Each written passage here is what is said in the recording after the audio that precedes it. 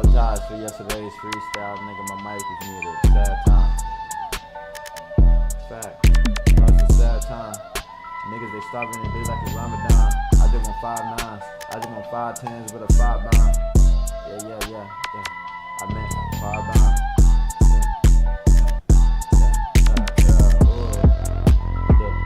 Yeah. I just want bucks, nigga. I never get no fucks about what the niggas saying, nigga. Look, I swear I'm insane, nigga. I took all the pain, nigga. Then go Super Saiyan, nigga. Yeah. I understand the way I'm feeling, nigga. I just really wanna know your nigga. Got the best up to the ceiling, nigga. Bad bitch, she a baddie. Tryna go and get some. I said, they would never understand me. Yeah, nigga going crazy. Know I did this shit just for my family. Nigga ever try to crazy? Ain't guarantee he's going daddy. I ain't never give a fuck about none shit, nigga. What you saying? Be like, huh? These niggas ain't saying too much. These niggas hoes, these niggas bluffs. Telling the niggas I don't give a fuck. Turn around drumming and stuff in the gun. If you try me, then it's stuff in your gut. I don't give no fucks about none of that shit. Like, nigga, shut up. Yeah.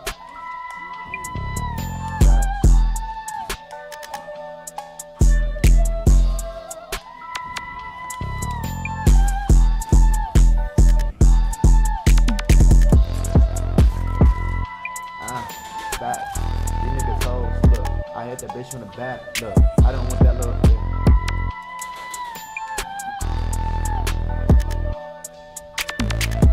Hope you know you done fucked up, nigga. Yeah.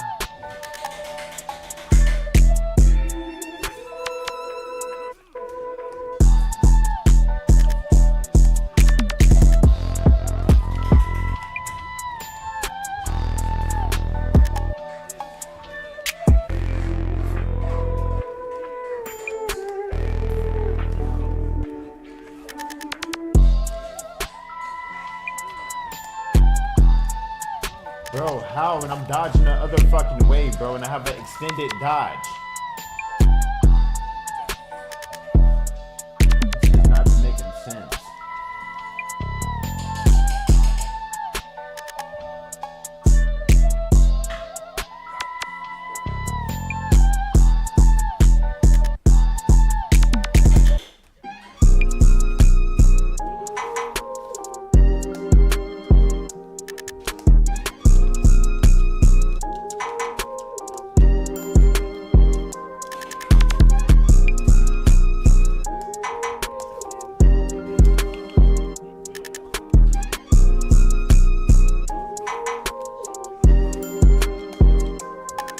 Wow. Okay, bet.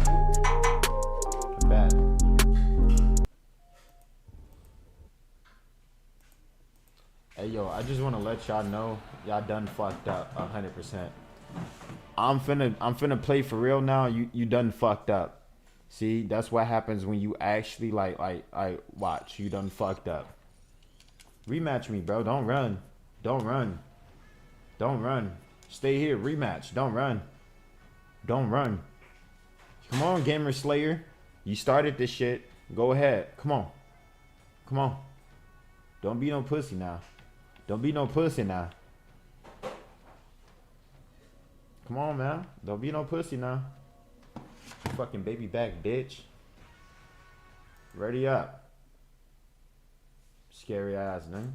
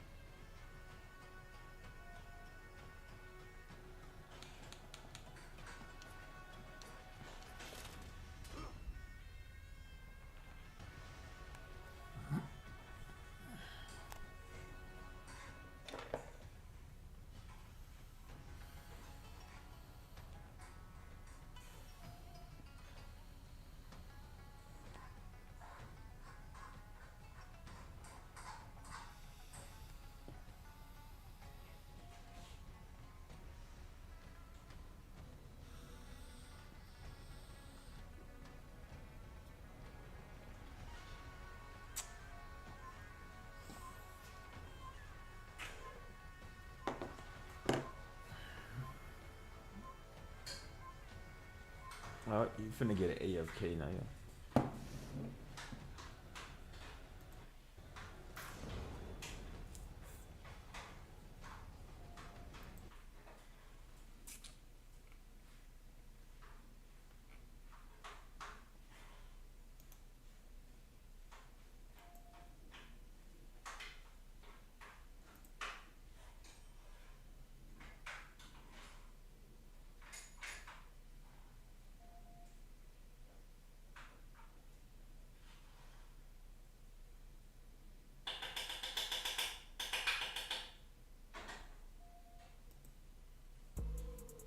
Hey, jumping from the baseline to me, why waste time? Shot it to my arm, wrote it out like a Nissan. Shit got dark, screw up the peace sign.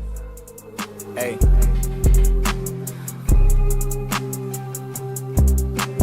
I love you.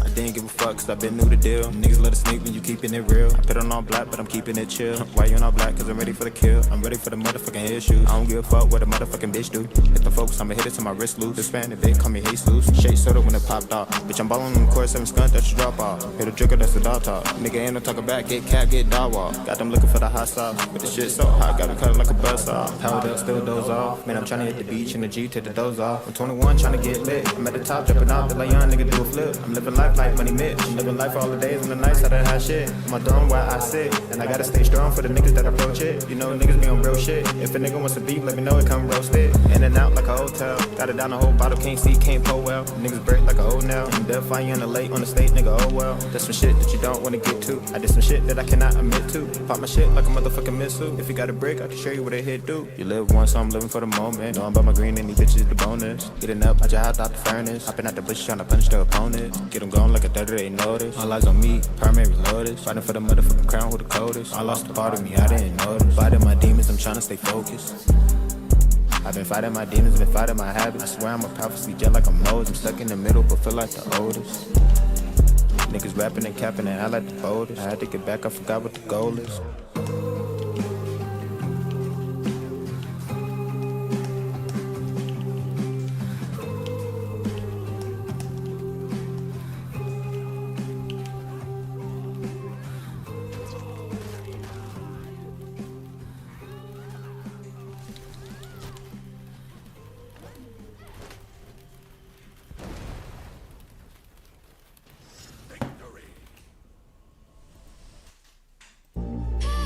Did I not tell your ass? Did I not tell y'all ass y'all done fucked up? Did I not say that? You might want to start listening to your dad. You know what I'm saying? I love Devon, did you just say something, bro? Definitely did say that. Hold up, I gotta turn my settings up. I'll be turning shit down. Can you repeat that, bro? Can we go to like a party or Yeah, let's make a party, bro. I'm gonna leave this shit because these niggas noob like.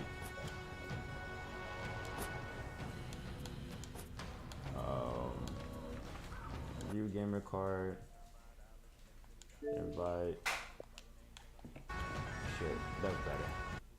That's a whole lot better doing it that way.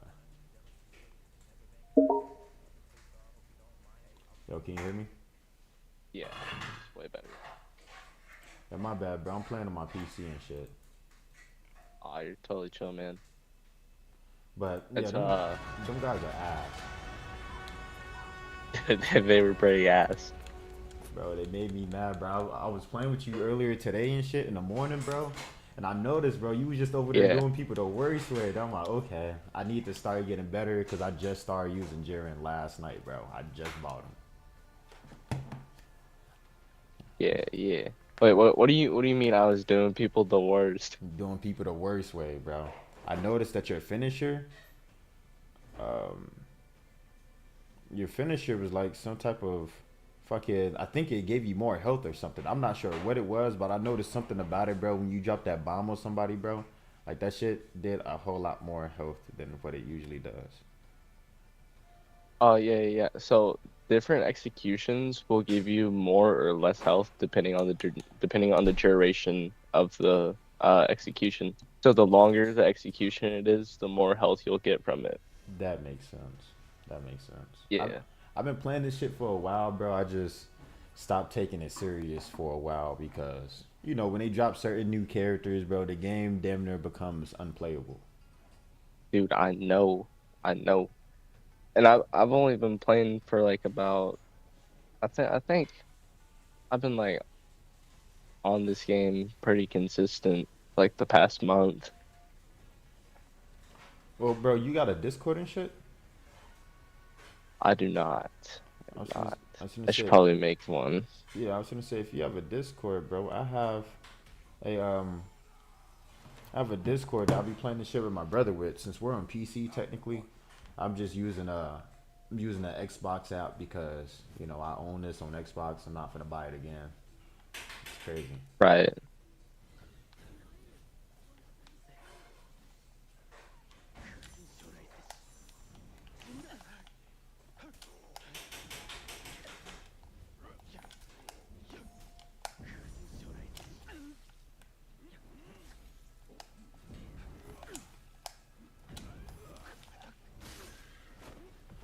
Yeah, Jiren is most definitely broken though, bro. Like I never played a Oh yeah, character. most definitely. Yeah, I never played a character in my life, bro, that like was so good at everything he did. It's ridiculous.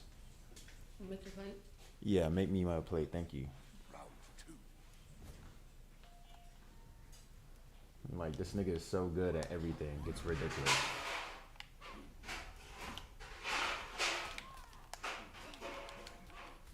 Huh? This bitch stabbed me.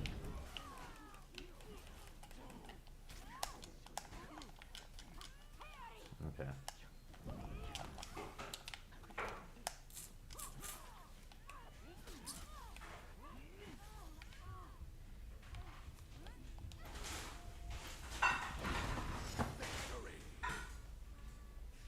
Yeah, you know, it does kind of give me a lot of fucking health back. It gives you more than a lot, bro. This shit gives you damn near like 35, 40% of your fucking health back. I was watching you drop that damn bomb on people. I'm like, what the fuck? Okay. This guy must be cheating. Nah, bro, it's all mechanics.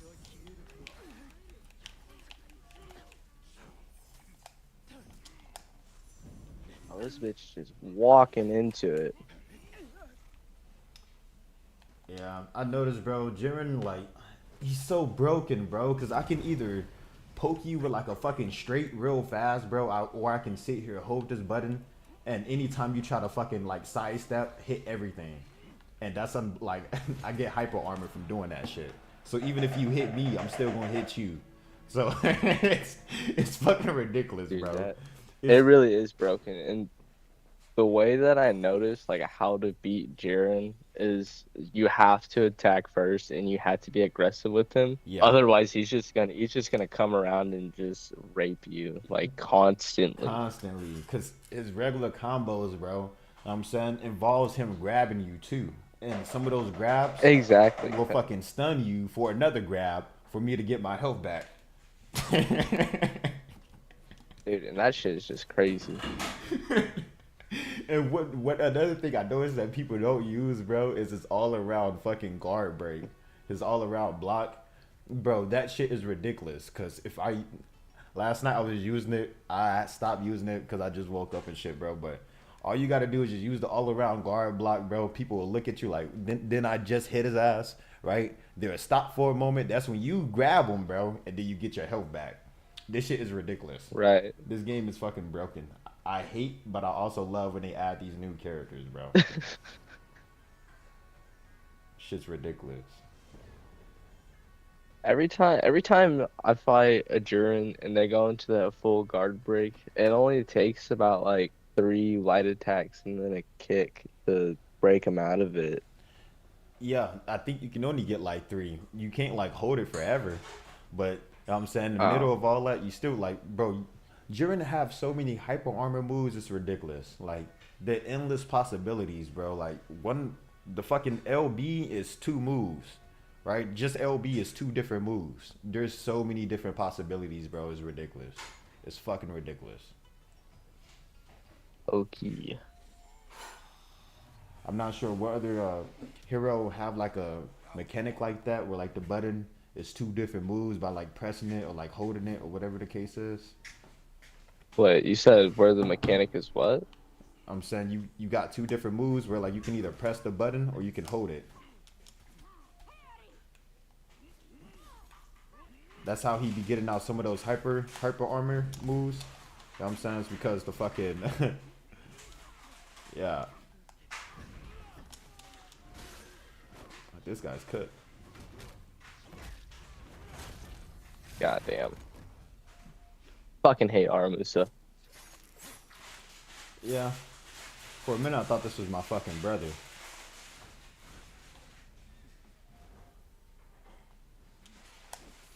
See GC?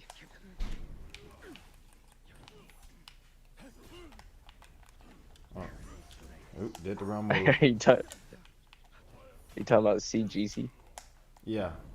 Cause that's the same guy my brother played with. Oh, I gotcha.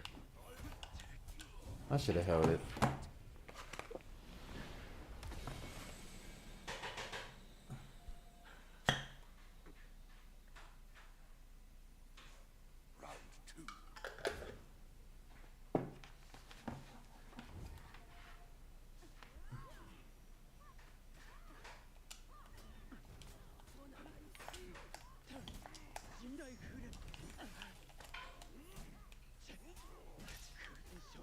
Oh shit.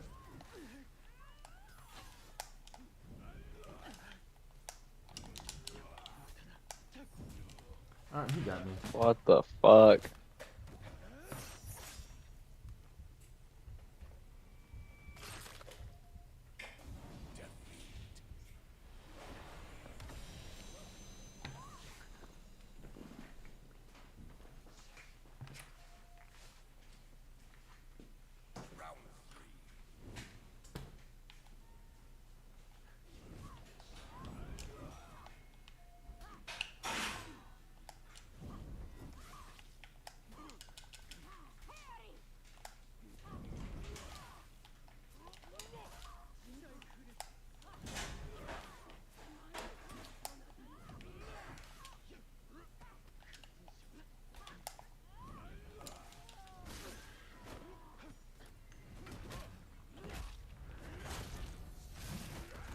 Thank you. Holy shit.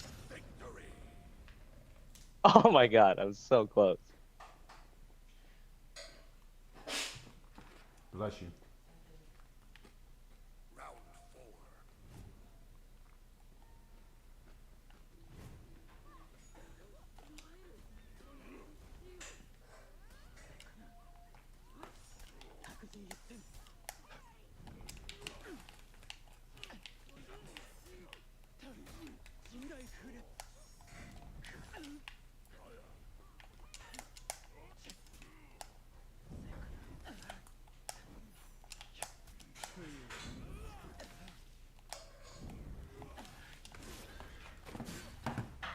Bing bong, Good shit. fuck your Good life. shit.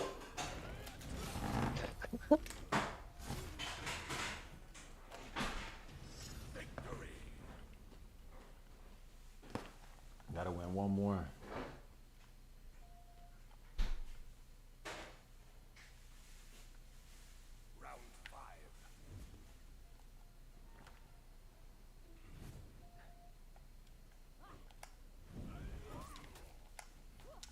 Okay.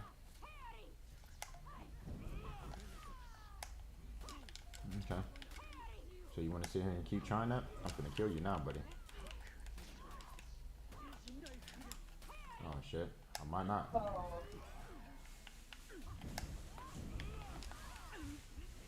Oh, no, I didn't. I didn't kill him.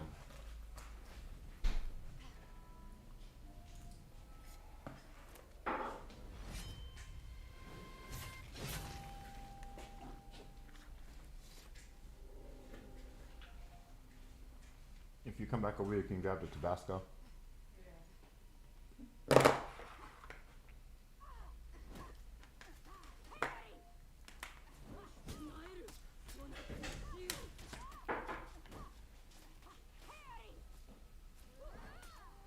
Good shit. I thought he was gonna bleed you, bro. I'm gonna die. Yep. That shit said Ty. You already finished this bitch ass. That's crazy. No, I didn't. I didn't get the full finisher off. Oh. I should have used the shorter finisher. Or you should just drop his body.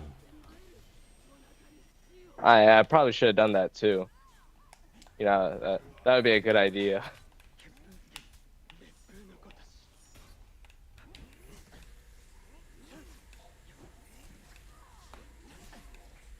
Now I can do it.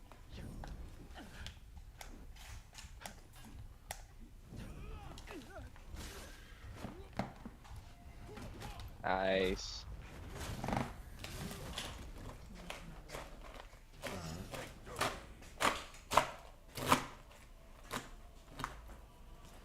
Bro, my wife just cooked me some good ass nachos. Hell yeah, man. Life is good, man. Life is good.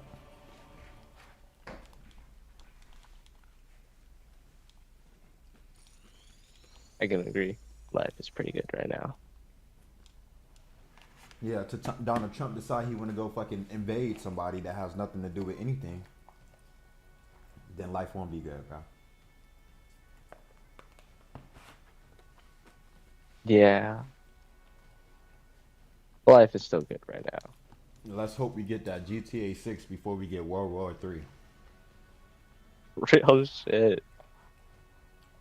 I'm trying to get that damn GTA 6 before it all ends, man. Trying to decide which one to go for.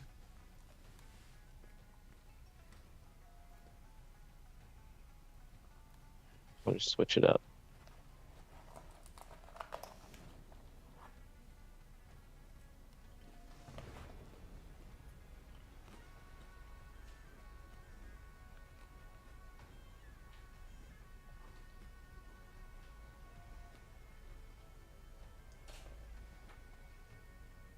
Oh, that's all he played with. That makes sense. What's up? He got that dude at level 8, bro. He's only level 21. That means that this is his highest. You know what I'm saying? This is his ceiling right there, bro. Yeah. His main. Mm-hmm. I don't know if you could tell, but kind of main Nobushi. Oh no, I most Just a definitely little can tell bit. that, bro. Level 12. I can most definitely tell that. And I'm rep 17. So I've been branching off a little bit. As you can see, Kenzie's rep 4 now. Yeah. As you can probably see, fucking Emamushi or whatever, Armamushi, that's my man. I think I got him at like Aramusa? Yeah. I think mine is level 12 too.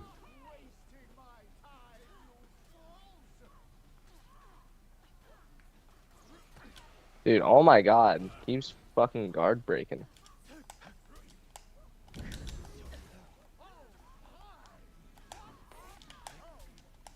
Oh my god. Wow. He just spammed his guard break that whole time.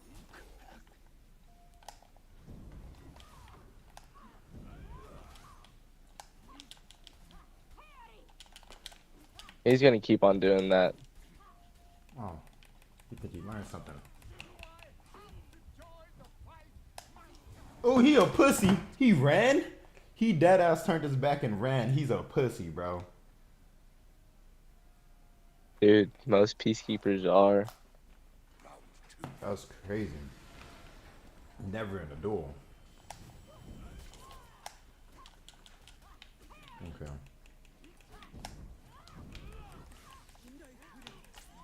Okay. Okay, he think he's smart.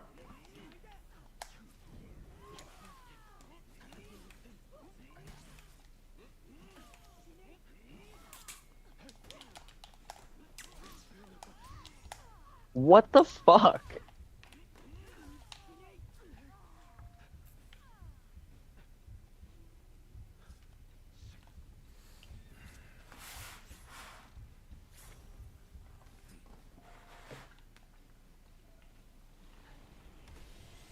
Nigga got back hella hell for that. Yeah, yeah, he did. Oh, you got that. Oh shit. I did not think I was going to miss that. Usually you don't miss. I'm like, what?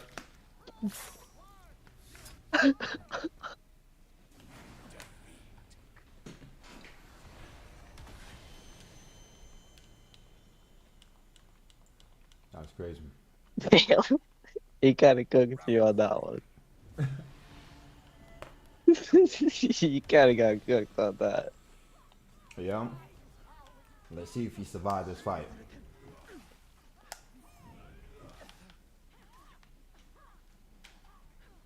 Dude, what the fuck?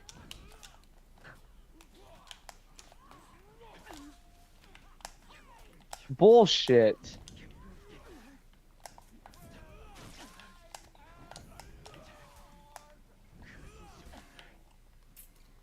Come on, Peacekeeper.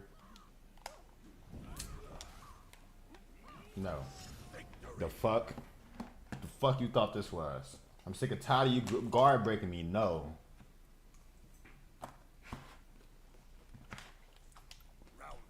I know it's coming.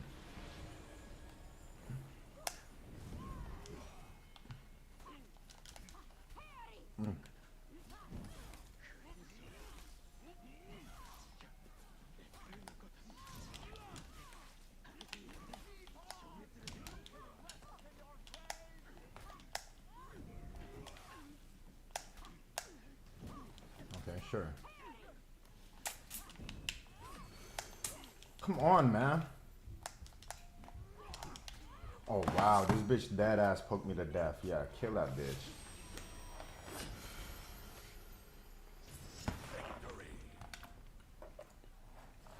Bitch talking about wow, she poked me. She acted like she was gonna get some help back.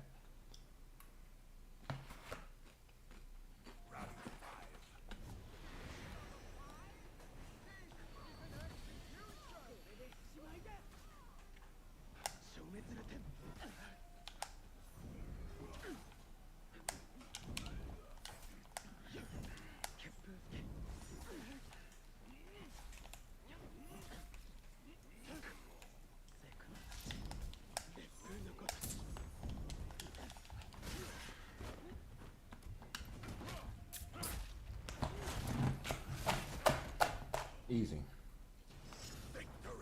Did we just come back from a fucking 2-0 fucking streak? We fucking did. It's crazy. Hell of a comeback. Hell of a comeback. I know they're probably pissed. Oh, they're most definitely pissed. I spammed them heavy. I most definitely spammed them like a lot. Honestly, if you get beat by a Kensei, you just got outread. There's no spamming with a Kensei. Nah, you can't. Hurts. You can't spam with a Kensei, bro. I think I got Like my, they really did get outplayed. They really did.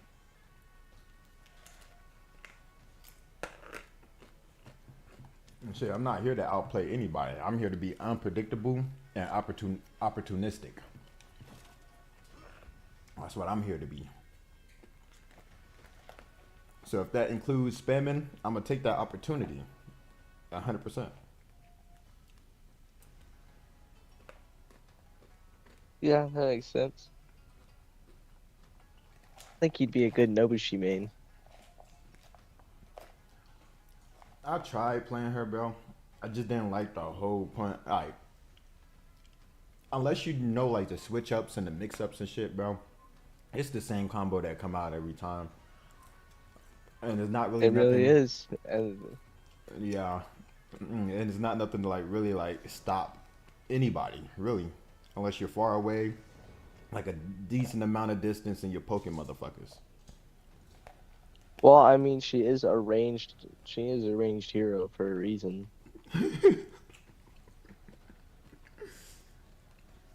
Yeah. Because she And she's mostly meant for support anyway. She's not like one of the frontline Vanguard damage dealers, you know what I'm saying? Damn. Can you pour some in Like my cup? her perks, most of her perks are like assist perks. Like Rising Dawn, which is a revival perk, which gives your allies 75% more health than what you would during a normal revive. It's like normally when you revive someone, Like, it's 50% health back, and then you have and then with Rising Dawn you have 75% over the 50%. And then she has like for her feats, um the ones that I use a lot is the quick revive perks and all that shit. So she's mostly a support hero. no, I believe you, bro. But I can't see why she's nasty in like 1v1s and shit, for sure. Because she got that damn step back move, which kind of like, it's kind of like, All the hidden stance. yeah. Yeah, if you time it right, you can pretty much dodge any attack, but you are super susceptible Getting grabbed. to getting like getting grabbed or guard broken or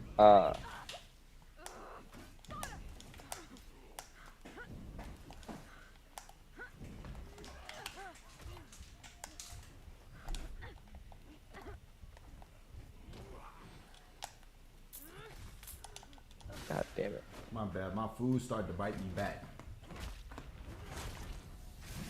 Oh, you're straight, man.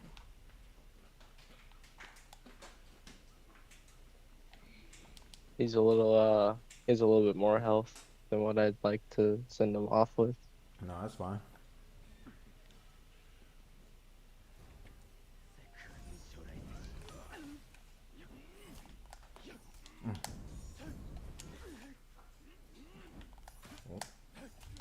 Wow. Even though I dodged that way into the blade, sure.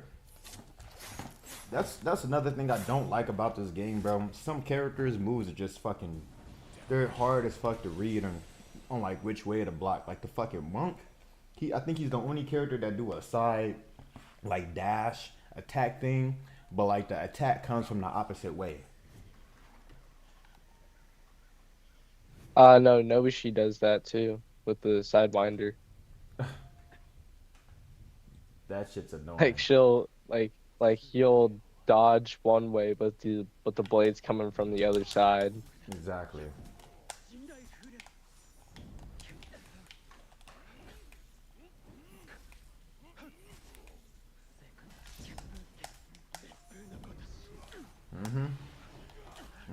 Come here.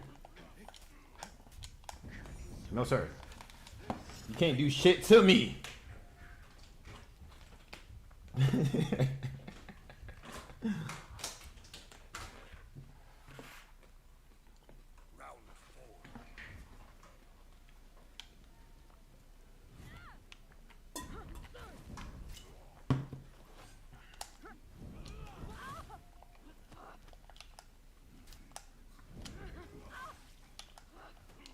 Okay.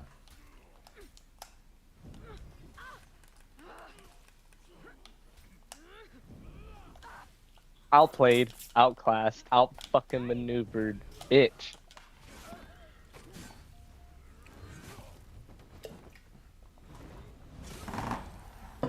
This game gonna start thinking I'm the fucking GOAT if we keep beating these niggas. Because you know your kill death ratio, bro, that's where your skill level's at. I don't think a lot of people know that though. What is your current KDR? I think I'm at like a 2. Not nothing too crazy, but just a 2. And that's because I have like hella games and I do try out new characters from time to time. Let me see mine. Okay.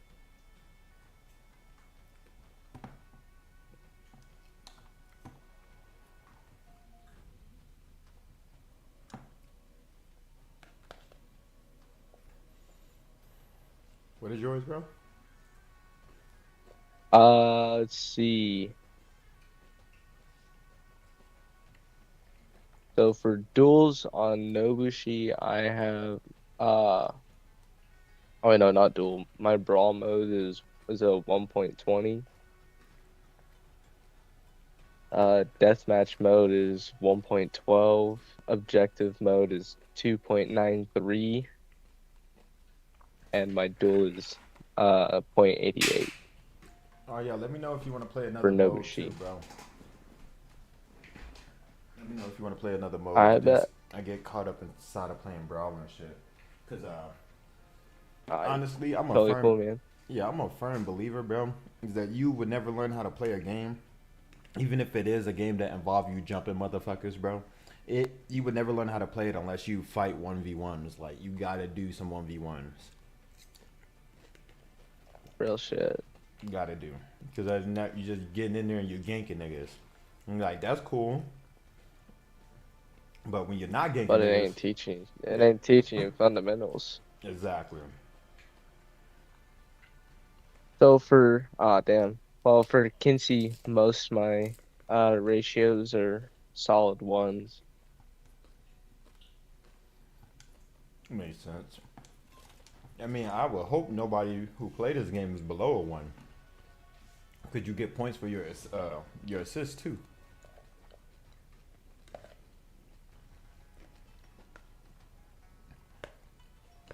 So I would think that if someone's below a 1, that means that they're not doing shit.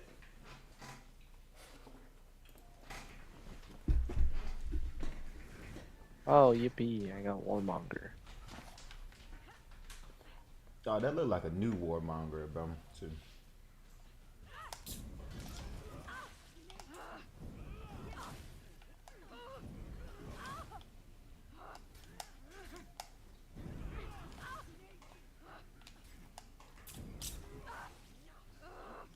Oh yeah, this nigga's dead.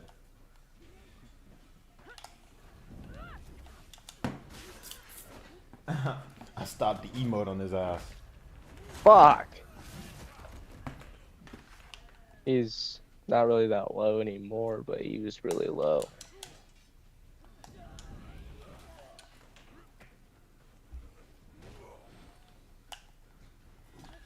Oh, he got me. Oh no. Oh, he did an extended dodge. I don't give a fuck.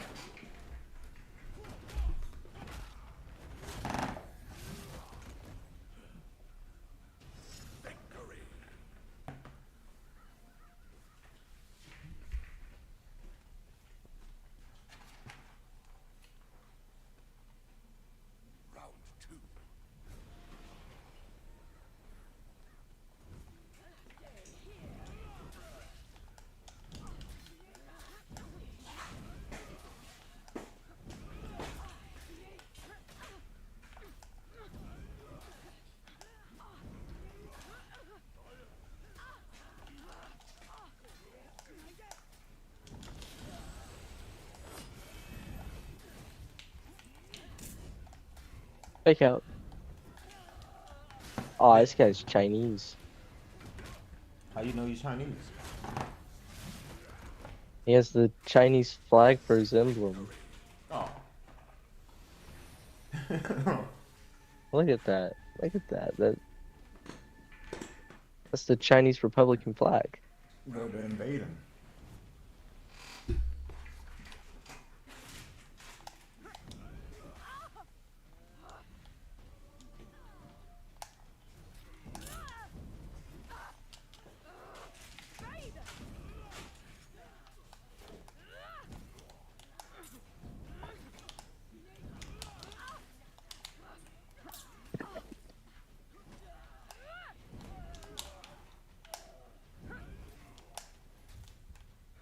Oh, he actually killed me.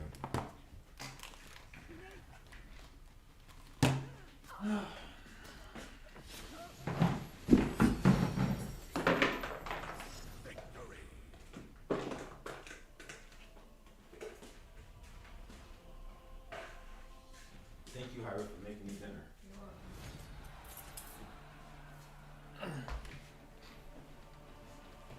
turn off this light real fast. Okay.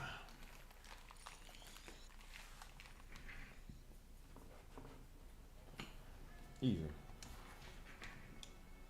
Good shit, man. Good shit. Good shit, bro. I'm actually trying to master the art of spamming. I was told long ago, bro, if you can't beat them, join them. I was taught. Baby, if you can't beat him, join him. So that's why I joined them. That's why me and my brethren running around looking like twins and shit now, bro. Because I couldn't beat them.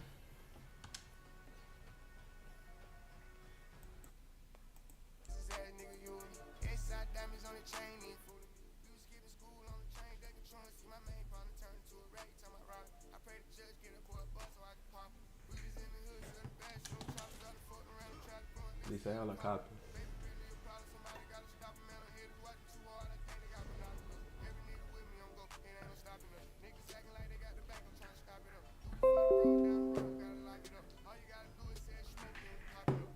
Where's my vape at?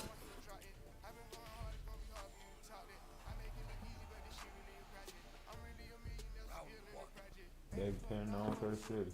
Baby, he the realest.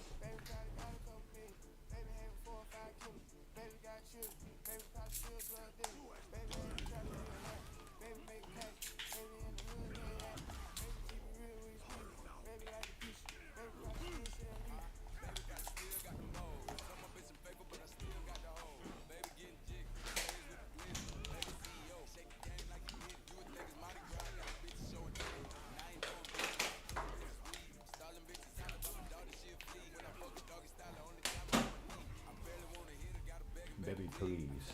Shut up. Oh, shit.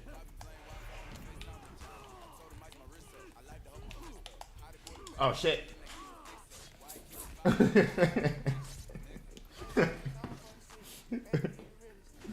That's one thing I need to work on, bro, is my anti-guard blocks, whatever the fuck it is.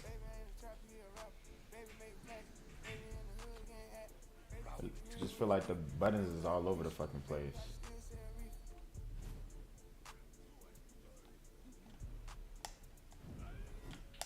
Sure.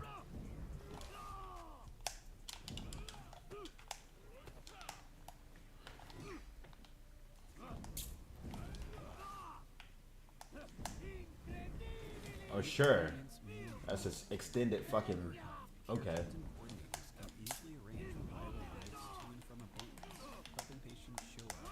You just fucking...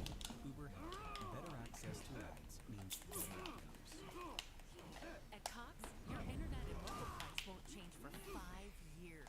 That's 5 New Year celebrations. 5 Disney Days. 5 4th of Julys. 5 Halloweens. 5 Thanksgivings. 5 summers that go by too Wow. fast. Through it all, your price stays the same with our 5-year price lock guarantee. Cox, a step ahead. Oh my god. Requires 2 gig speeds and gig unlimited mobile. Taxes and fees excluded from price lock. Mobile data So speed. he's gonna full block, stop, and then just try to attack me with a fucking... What is that, a right attack? From Nespresso. It's innovation you can touch, innovation you can sense, innovation you can taste. Every single cup. With a 3-second start, easy open lever, and a dedicated brew over ice button, it's even easier to enjoy your coffee your way. Tap the banner to shop Virtuo Up now.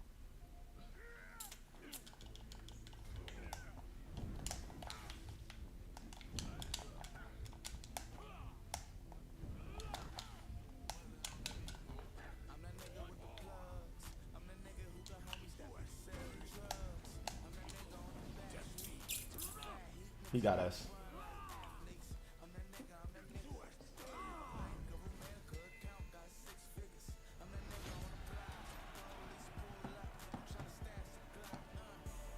Can't believe I just got done by that nigga.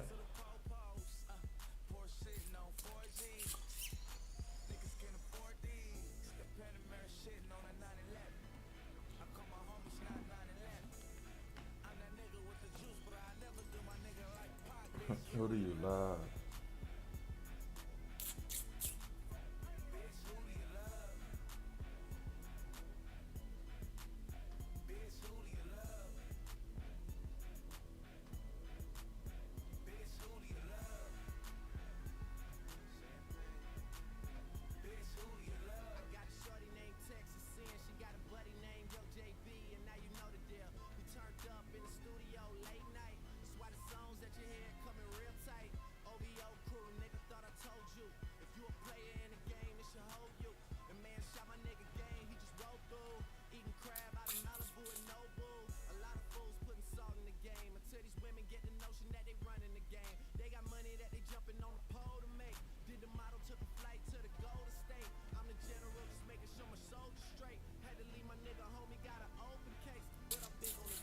Like I'm big in the South. You gonna figure it out?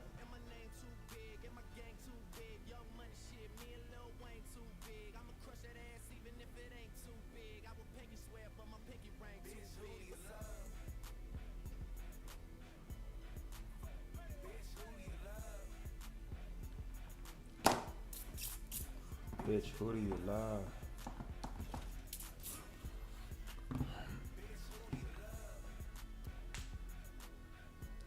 Alright. Yo, bro, I got like one more in me. Then I'm can you even hear me? I think you can. Yo, can you hear me, bro?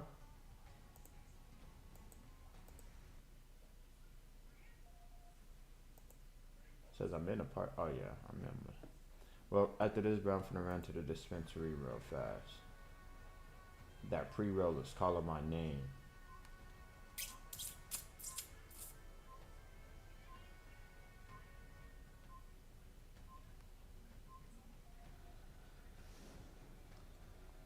Wait, what the fuck is today? Wednesday? I don't think I get paid for another 2 weeks. If I just got paid $37 today. Fucking 37 was from training, one of those training days, which was from last week probably.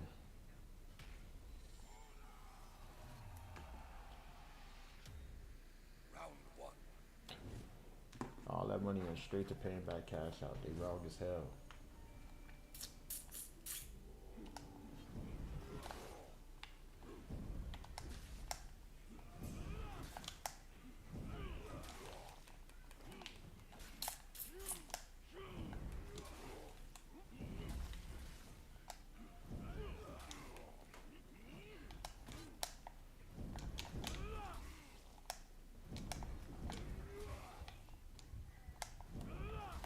Come on, man.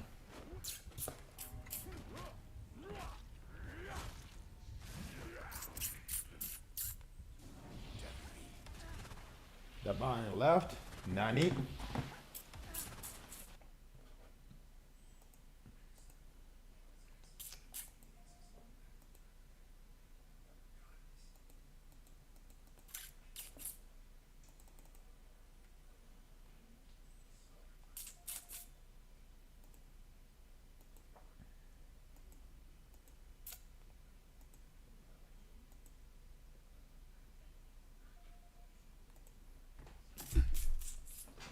I would pinky swear, but my pinky ring too big.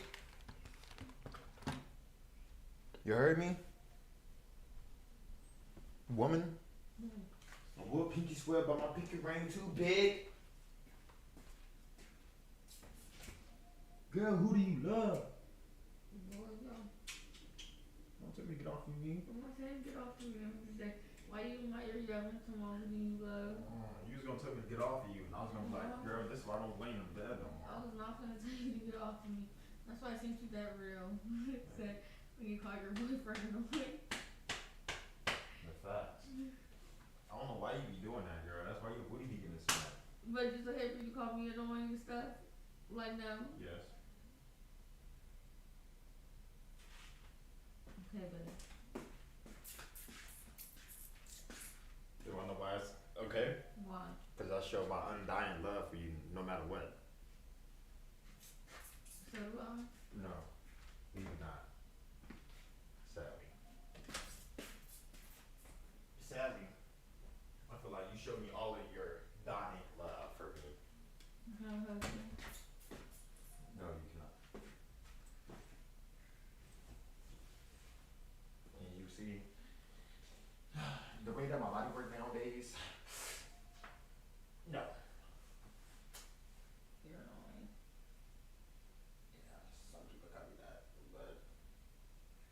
Big ass head.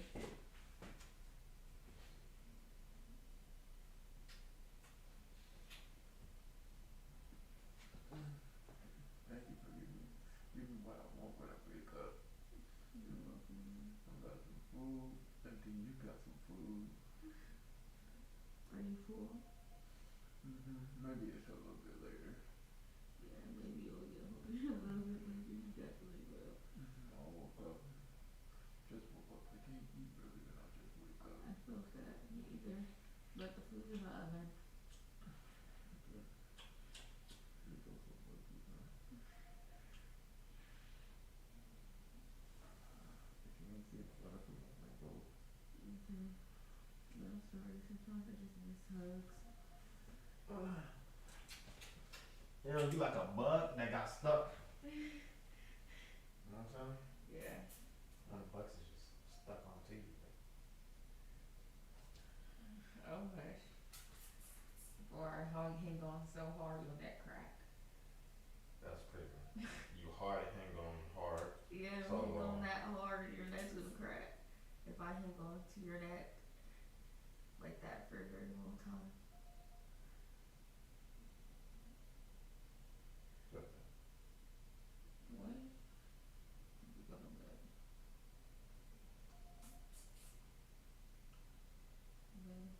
Babe, not to me. I feel like sometimes you think that you and my dad. no. Sometimes I think that you need a dad.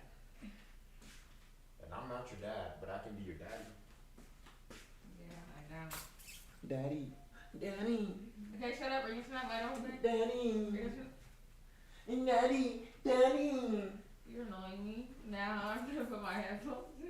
That's what you should have called me when I was like, what's my name? Daddy.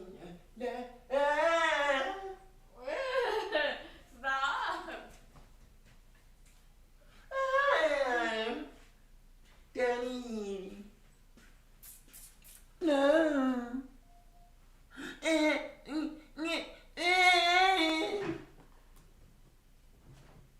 Nobody's making noises like no baby fucking noise. That be you making all them damn noises.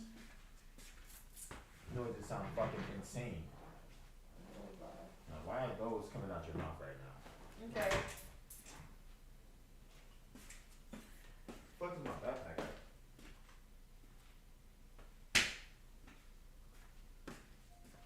You're worse than don't make. I'm gonna do you. You better not. You fucking better not. You know what's good for yourself. That's not good for yourself. Talking about I'm gonna do you. Girl. That shit sound like an imaginary ass dream you talking about.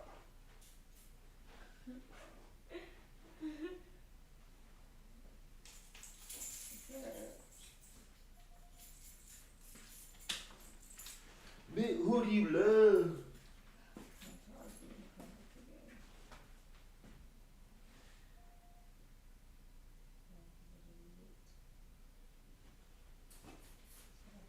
I think I got paid for my first day of training. It was only like $37, sadly. Which that don't even sound right because I still work 3 hours on taxes. Oh. Right. Yeah, 3 hours is 3 hours, you know what I'm saying? 15, 30, 30. 45. Right? Yeah. My shit, I'm just guessing. How much taxes do you pay? Huh? You pay a lot of taxes, huh? What? You say you pay a lot of taxes, huh? No, I paid fucking point zero 0.05%, nigga. You pay them niggas shit. Be safe. Of course, mama. I hope they keep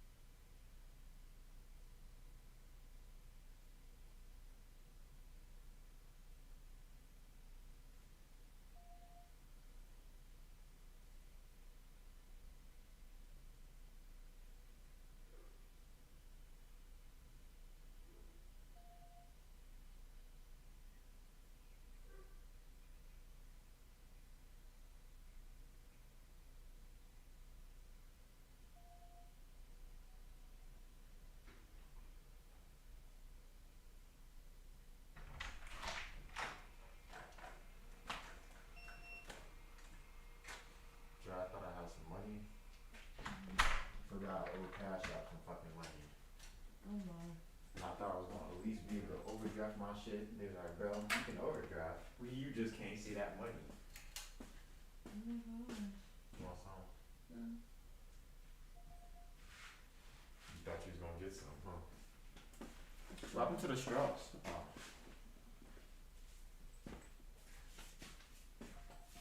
Thank you. It's You off. want some? I want some. Okay. I want some.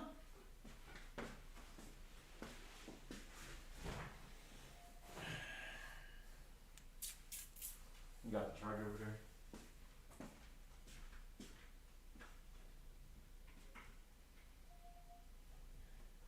I think I charged my phone since yesterday.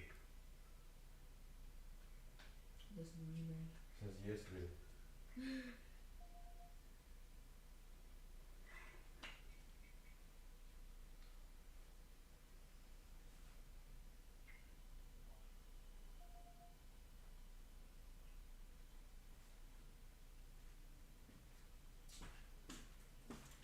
I swear, sometimes these bitches taste like they ain't got no flavor.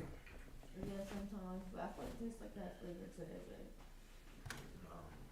I was gonna say it tastes very good and juicy right now.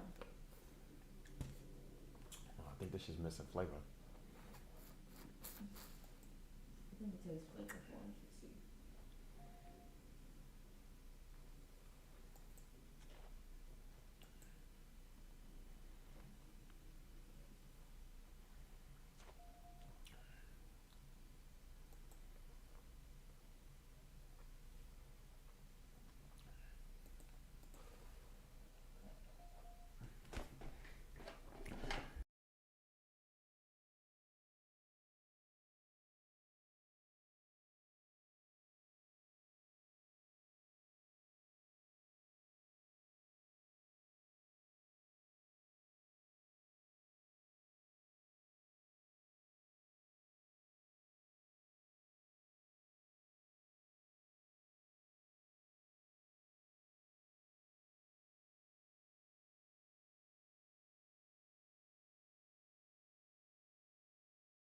This most recent episode of the Corey Holcomb podcast was a disaster. This podcast proved to me and everybody watching, Corey Holcomb is clinically insane. He needs to seek help. He keeps getting more unhinged as the weeks go by. We'll get back to the video shortly, but I wanted to let you guys know this video is being sponsored by Kalshi. Kalshi is an app where you can make money predicting current events. I put money on what the weather is going to be every day on Kalshi. I check the weather app when I wake up. And really all I do is I look at what the highest temperature is going to be for the day. Then I go on Kalshi and place a prediction on what I think the highest temperature is going to be for the day. I'll say probably 7 out of 10 times my weather prediction hits. Sometimes it doesn't hit. But if you want to get paid by predicting weather on a daily basis, you can do so on Kalshi by clicking the link in my description and downloading the app and using code FLACCO to get $10 on your first deposit. This podcast used to be a podcast where grown men come and gossip about other men's sexuality. Now, I didn't know it was possible, but this podcast has devolved. It has devolved into a podcast where Corey Holcomb comes and he talks about these aluminum helmets, conspiracies, and how he's at war and everybody is out to get him. I'm at war with major devils that are after my good reputation. I didn't even want to bring you in this mess online because it's a war against me. At first it was funny, now I'm concerned. Corey Holcomb is too old to be this delusional. There's not a grand industry conspiracy against Corey Holcomb. He got caught putting his hands on a woman on camera. The video came out and he got backlash for it. There's not a grand conspiracy. People don't like men who put hands on women. It's really that simple. You don't got to pay people not to like a man who put his hands on a woman. But Corey Holcomb comes on his podcast and he has a segment every week now about how the internet and the industry and TMZ is against him and they trying to get him assassinated. At first it was funny. Now it's just damn right sad. Even his own audience is calling him out during the podcast for capping and lying and being delusional. Somebody saying, Cap, you ain't never been on this side of the spectrum. You don't get it, bro. But that's for them who at home. Yeah. There are some people who have planted themselves in here. Right. You get what I'm saying? And we're going to capitalize off them planting themselves in here. Right. Because man, look, if you were here to talk about somebody, why the f*** are you watching them? Because people love a train wreck. the numbers go up because people are watching you crash in real time and they're loving it. This entire podcast from start to finish was a disaster. And their comment section proves it. The comment section proves that people coming to Corey Holcomb for game, those days are over with. They're coming to Corey Holcomb to look at the train wreck. One person says, being an idiot is one thing. Being an idiot with an idiot lawyer is crazy. A wise man once said the best way to get out of a hole is to stop digging. Corey, stop it. Corey and his attorney both look like they're related to Dr. Umar. You don't have influence over minds. We enjoy the train wreck. That's a fact. One person says, this is exhausting. Corey's loose talk about BS is really over. Corey has severely passed the point of bowing out gracefully. Might as well torch the place. He ain't effed up, LOL, but he on here explaining it every week. Corey is operating as if everybody else is the gesture and he's like the puppet master, when it's the opposite. Like Corey Holcomb, oh, y'all making me famous. Y'all making me famous. That was what he kept repeating during the entire podcast. Not understanding that you're Corey Holcomb. You were supposed to already be famous.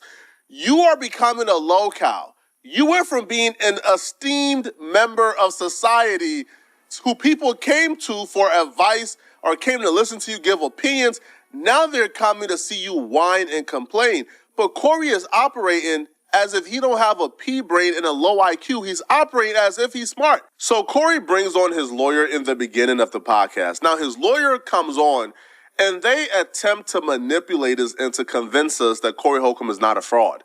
So the lead attorney, who's another content creator, he exposed Corey Holcomb for lying on him. The video of the lead attorney exposing Corey Holcomb did 285,000 views, which is why Corey Holcomb felt the need to do a hit piece on the lead attorney. Everybody know who we talking about. Lead in a nigga ass law is part of the crew to come at a. Yeah. Y'all was with me the whole time we saw him. Did we do anything to that man? No. I thought we showed him love. Right. Yeah. Man, this lying like a on the internet. This telling people, so I called Corey's lawyer and I told Corey's lawyer that Corey said I could talk to you. I'm like, man, what is wrong with this man? Why is this man lying?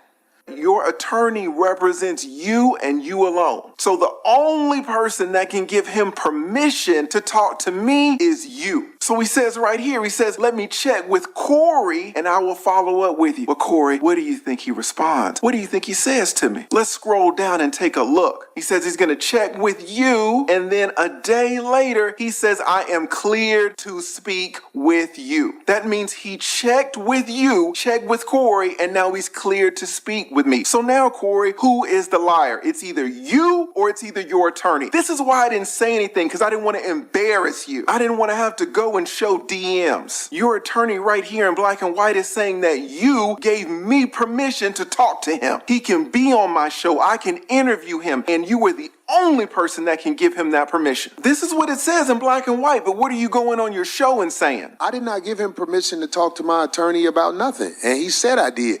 And I believe he saw that and knows that to be true. What the lead attorney actually said was he was in contact with Corey's attorney. He might be interviewing him soon because Corey gave the attorney permission to speak to him.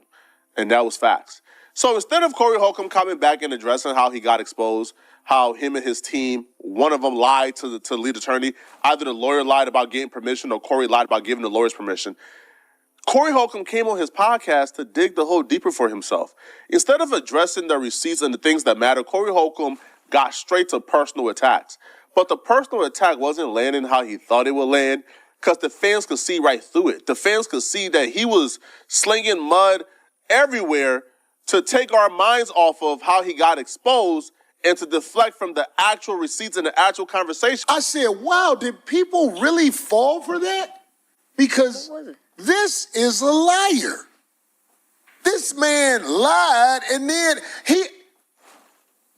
I'm not a lawyer, but in court, that conversation he had with the people, I'm talking about leading ass law. He came back with a presentation of bull for the feeble minds. And I pray for the feeble minds because they fail for that. I'm going to play. Instead of telling us exactly how the lead attorney was full of bullcrap or what exactly the lead attorney said that was untrue, Corey Holcomb thought he was slick enough to throw mud in front of us and we'll be distracted.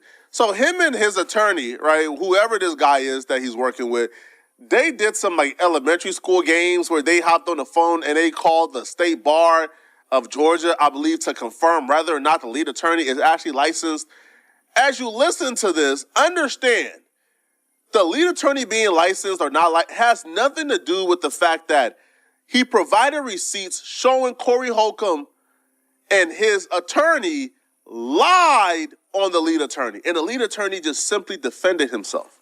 So all this other mess and nonsense is them trying to save face from being exposed as frauds. My attorney called about this situation just to check something as thorough people would do.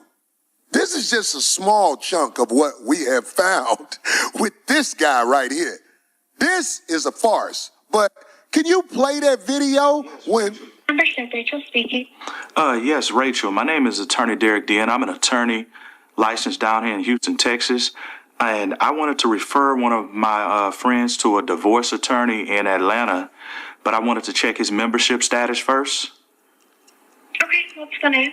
His name is Jameson, Jameson, Corey with a C, and last name Campbell, Campbell.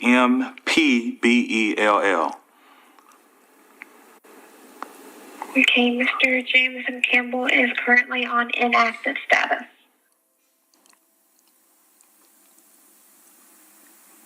Y'all heard that? First of all, most of you mother didn't even know his mother's name, and you believed in this mother. This won your heart with a nickname. I have to reiterate, Corey Holcomb is 60 years old. What type of games are you playing? Who cares if he's licensed or not? That has nothing to do with y'all's situation. You got exposed because you lied on a lead attorney. He came back with receipts. And instead of you addressing the receipts he provided on how your attorney told him that you gave the attorney permission to speak to him, you decided you was gonna, do these elementary school tactics. So he brings on his lawyers and they start to gossip like elementary school girls about, we pulled up to his place and his place was in the ghetto. It was like, bro, this is, and he's doing this thinking he cooking, but the whole time his entire chat is just roasting him, destroying him.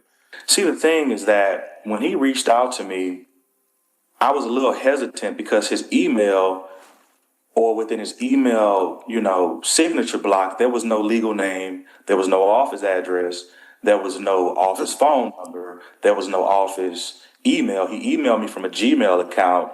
I mean, I was just a little hesitant to deal with this guy because, I didn't know anything about him. I wanted to vet him.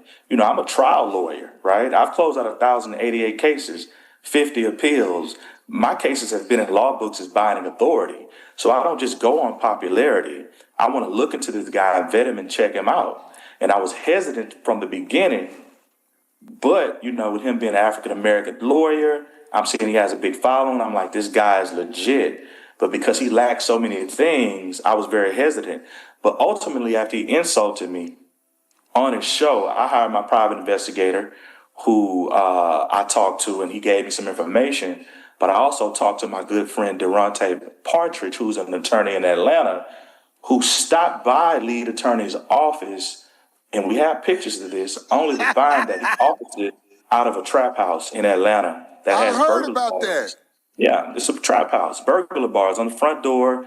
It's a commercial mail place. I mean, this guy is, he's had the whole world fooled, right?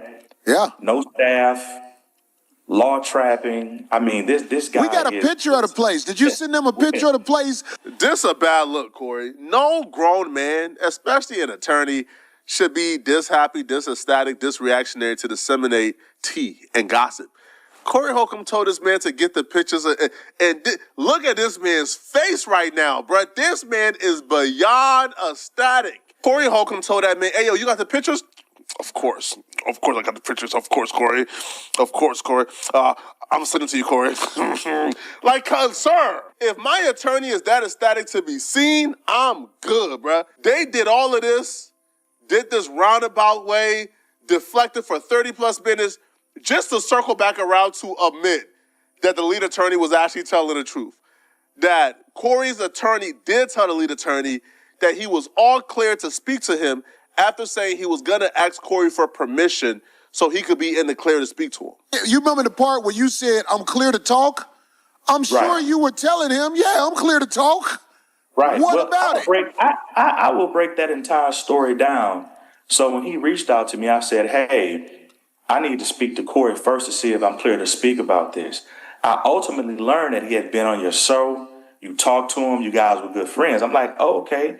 And he's telling me that, hey, I want to support Corey. Oh, I'm clear for that. You're a good guy. You've been on the show, et cetera, et cetera. Corey's a very busy man. I'm a very busy man. You have to go through the ranks to get to Corey sometimes. So, no, Corey did not clear me to talk to him.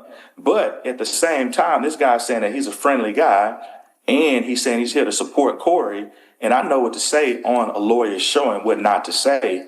And anything I'm going to say is just going to help Corey. So I didn't think it was a big deal. So in other words, the lead attorney was 100% right in telling the truth and y'all lied. All right, you told the lead attorney, I'm going to get permission from Corey to speak to you. I'll let you know when I'm in the clear. And then you responded back with, I'm in the clear. So you lied.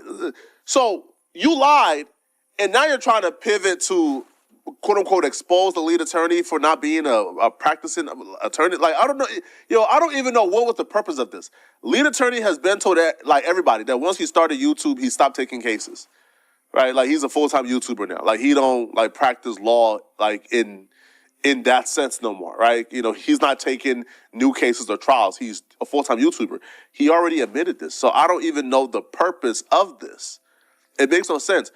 Now, this segment was foreshadowing for how disastrous the rest of the podcast was going to be.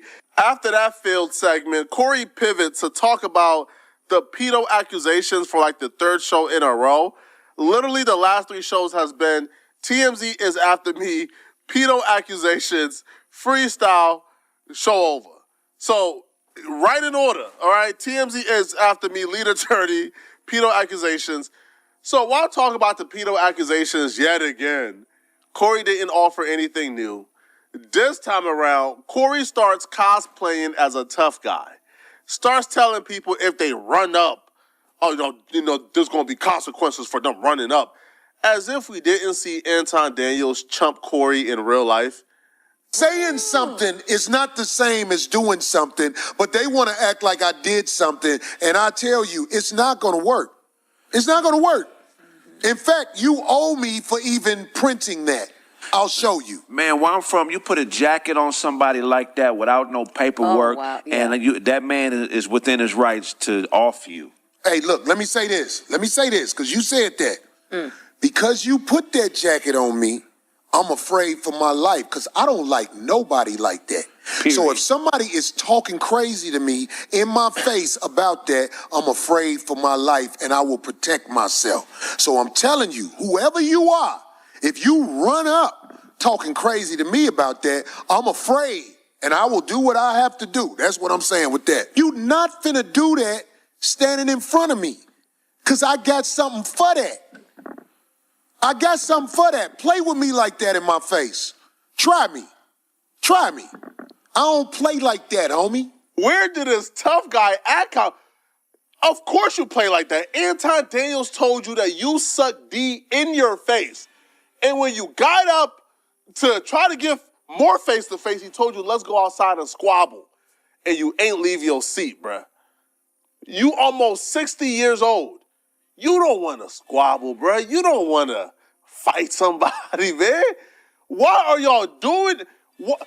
Podcast, bro, about what boomers podcast. You 60 years old, man. Podcast about AARP or something, man. You podcasting about running up in street fights when we seen your temperament when somebody says, suck my, we see the temperament. They tell us every week that they're not bothered, and then they come on a podcast to demonstrate how bothered they are by the YouTube critics. Corey Holcomb is going to get himself hurt badly, Corey's gonna get himself in a lot of legal trouble the way he's becoming more unstable as the week goes by. I mean, we need to offer a reward. If it's any hackers out there, man, we need to put up some money. If you can find the origins of who's ever putting these videos out. You could go to somebody's house as long as you say you're here to talk about God or Jehovah or somebody like that. Right. So you could show up and see who this mother is. And most of the time they... Instructing your audience to hack into your YouTube critics to find out their identity is not a great idea. And it's not wise if you want to keep your YouTube channel. That's not wise, Corey, all right? That's illegal. That's a federal crime. Also, like, say you're going to pull up to your YouTube critic's house to unmask them and to check them, and it's perfectly legal as long as you say you're a Jehovah's Witness. Do that and see how that plays out, bruh. It's never this serious, man. This man, you would think he has not been a celebrity for almost 3 decades. You would think he's never been criticized. Corey Holcomb is now fully on the brink of a meltdown. He wants to pull up to YouTube critics' homes because they're criticizing him. I don't know what Corey wants to be, bro. On one end, he's a street dude who hangs out with all the official guys in LA.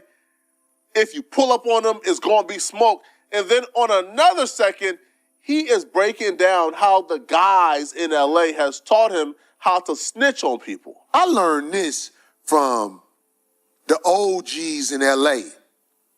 Do you want to know who somebody is? Put a case on them. And you know that's why they said that they were going to... That's how you find out. Your lawyer going to tell you everything about them. Right. If you really want to find out who somebody is, unfortunately, you got to put a case on them. The OGs in LA told me that. Hold on, Corey. I don't think you should be saying that out loud, bro. The OGs of LA told you how to rat on... Oh, no. This ain't good at all, man. Not one bit. All right? So, y'all let me know in the comment section, man. What do you guys think of this, bro? All right? What do y'all think of this Corey Holcomb situation, okay? I got another Corey Holcomb video that I'm working on. Corey Holcomb has this wise idea, that he's about to shut down critics. And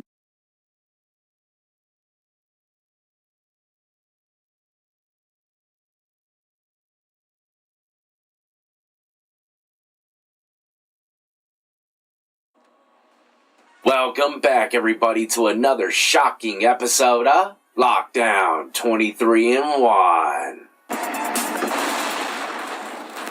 That's right, hopefully you got your shock-proof khakis on because these stories blew my mind. Not to mention one of them got me extremely heated, and you'll see why as soon as we get there. But we got Shia LaBeouf running around old Bourbon Street. He was in the mix yesterday. We'll talk about that a little bit. Not to mention R. Kelly's in isolation. Lockdown 23-in-1. What did he do? I thought he was running the cell block. He might be, though, after what they found in the cell, man. It makes you think twice. And not to mention, unfortunately, more inmates have been losing their life in prison. Ladies and gentlemen, all this is coming your way today. The usuals know the drill, but if you happen to be new, it's time to get used to your new routine. Hit that like, subscribe, notification bell before you leave, and check out my beautifully assorted playlist with many more videos for you to start watching today. Alright, first up, go ahead and get your doilies ready. We're traveling down to the French Quarter. Mardi Gras, Bourbon Street. Give me some beads! My brother, rest in peace, Mike, man. I remember he went down there, I think he was working for like Cox Cable, and they just got done with that hurricane. So he went down there and made like triple time, and he came back with a trash bag full of beads. But the article I'm reading from today is coming from TMZ. It says Shia LaBeouf was back in the French Quarter on Bourbon Street for another night of debauchery after his arrest on Mardi Gras morning. Debauchery sounds so awful, but either way, it says Shia LaBeouf was pretending he wasn't famous as fellow partiers approached him. The former Disney star is super nonchalant as he's approached by a streamer and claims he's not anyone famous. Yet he's got no problem talking to the thrilled fans eager to get a word in with him. In another video, he's happily waving his release papers as he vibes with the crowd. He was released from jail on his own recognizance, which means he was let out the clink without paying bail. All you gotta do is sign your signature saying you'll show up to court. And boom. I only had like one of those in my time. Everything else, no bond. Jaywalking? No bond. But But either way, it says he's decked out for his night out, rocking several beaded necklaces. And at one point, he even wore a light-up lace. Shy's not shy, with thrilled fans coming up to him and tells a local report his favorite part of the celebration is people. You see, all these famous individuals, they just really, deep down, want to be normal again. But they damn sure don't want to lose that famous money. Man, the only way you can truly be normal is you can barely afford a T-bone. And things are like $40 at Food City now. I got a duck and weave down to Food Line, man. It's about $5 off. While he appeared to be having a hell of a time in the Big Easy, he tweeted a concerning message overnight writing, "Free me. Free me, but you get your own reconnaissance." Dude was free before he sat down. He was probably just joking around, but either way. It says Shia LaBeouf was arrested overnight Monday in the French Quarter after allegedly punching a bar employee, leading to an all-out brawl. Man, you know everyone working in that bar had that bar employee's back. That's Bourbon Street, man. Those employees' relationships is thicker than the ones they have with their family. They die for each other. Either way, it says wild video of TMZ obtained from the altercation shows him headbutting a man before he took a beat down himself. Of course, I can't show you all the video, but I'm sure it's not hard to find. He was later charged with 2 counts of simple battery and has a court date scheduled for March 19. I know them damn bar employees went to bed feeling good, knowing damn well they probably just secured the biggest bag of their life. You know damn well they ain't gonna go to court. They'll settle outside for a nice stack. At least I know I would. Shyla, look, man, I was a fan until all this, but you know, you can make this right. A milli, I won't show up to court and I'll be your #1 fan again. I don't know, I'm just guessing, man. Anyone famous strikes me, first thing I'm seeing in my eyes is money growing on trees. Don't you dare strike old death. I'm coming for your wallet. Capital One time, like I used to do back in the day. But yeah, I wish old Shia LaBeouf the best, man. Hopefully this don't land him in prison or nothing, right? I'm just playing. He definitely ain't going there, but he might, you know, he could very well possibly do some months in jail. Moving on to the next story, and this one, like I said, got me extremely heated, and I went down a rabbit hole. I've got like 6 or 7 more cases, and this is just the tip of the iceberg that's extremely similar to this one. It's gonna make y'all mad, man. I know a lot of guys out there is like, oh, it's a dream come true. You know, I did a story yesterday about a teacher taking advantage of one of her students, and obviously the guys in the comments found the teacher very attractive, and you know, I had a homeboy in high school as well that would flirt with this, like, she was like the special ed teacher, and he would flirt with her every day, and honestly, I think they might have done something and just kept it on hush-hush, because rumors started spreading, stuff like that, but this stuff isn't new. Guys will see these hot teachers when they're young and be like, man, that's like a dream or fantasy coming true. You know, that's what it looks like in the comment section, especially yesterday's video, but I'm looking at it from a criminal aspect. And the stories that I've been coming across, if it was flipped and the guy was in the girl's shoes, man, he would be doing decades, if not life in prison. Listen to this story, it's gonna blow your mind. And like I said, this is just one of many. Traveling down to Ohio, a former Lakota student teacher now has to register as a sex offender. Anna DeTore is no longer working with kids, but when she was a student teacher here at Lakota's Liberty Junior School, she became close and befriended an 8th grader. That's when prosecutors say the grooming began. DeTore previously pleaded guilty to unlawful sexual conduct with a minor and disseminating matter harmful to minors. This wasn't an older teenager, this was an 8th grade boy. I would just like to apologize to the victim and his family, and I'm sincerely sorry for my actions. It says the grooming behavior started when DeTore was teaching, and it turned sexual after she left the district. According to the police report, DeTore picked up the teen from his father's house in the middle of the night, drove to a Monroe Park, and had sexual relations with him. It says in addition to having to register, Butler County Common Pleas Judge Noah Powers sentenced DeTore for stealing an 8th grader in the middle of the night from the father's house and sleeping with him in a park. An 8th grader, all right? Keep that in mind. Not only does she have to register for 25 years as a sex offender, which, if you're to ask me, should be for life, a sexual predator should never have that label removed from them. But either way, in 25 years, she'll be scotch-free. Once again, scot-free. At least from that title of a sex offender. Also, it says that she was sentenced to 5 years of probation. Probation. Unflippin' believable. She must also complete a 6-month sex offender treatment program. I mean, let's say I did this. I snatched up an 8th grade girl from her father's house, you know, whether it was by her choice or not, it doesn't matter. Scoop her up, take her to a park, and sleep with her. You think I'm gonna get probation, man? You think they'll put a cap on me of 25 years as sexual predator? No. They'll probably put it on my damn tombstone. This is the type of shit that really boils my blood. Like I said, it's just the tip of the iceberg. I'm gonna bring a story your way tomorrow about a teacher that got caught having a damn threesome with the students for hours. You can believe what she was sentenced to. A lot of these stories of these female teachers getting caught up with these students, man, they're just getting slaps on the wrist. If you're to ask me, all the courtrooms need to be 100% the same across the board, man. It doesn't matter about nothing about color, sex, ethnicity, nothing. But moving right along to the next story, ladies and gentlemen, it's a quick one, but it says here, and I got a video to go with it, a little short, that Criminal District Court Judge John Stevens sentencing an 82-year-old man to a decade in prison for indecency with a child, which is the maximum allowed under the plea bargain in the case of Ronald Tyler of Orange. I find you guilty beyond a reasonable doubt in each of these cases. I am following these agreements. And you are hereby sentenced to confinement in the institutional division of the Texas Department of Criminal Justice to serve a term of 10 years on each of these cases, which shall run concurrently. It's a terrible set of circumstances. And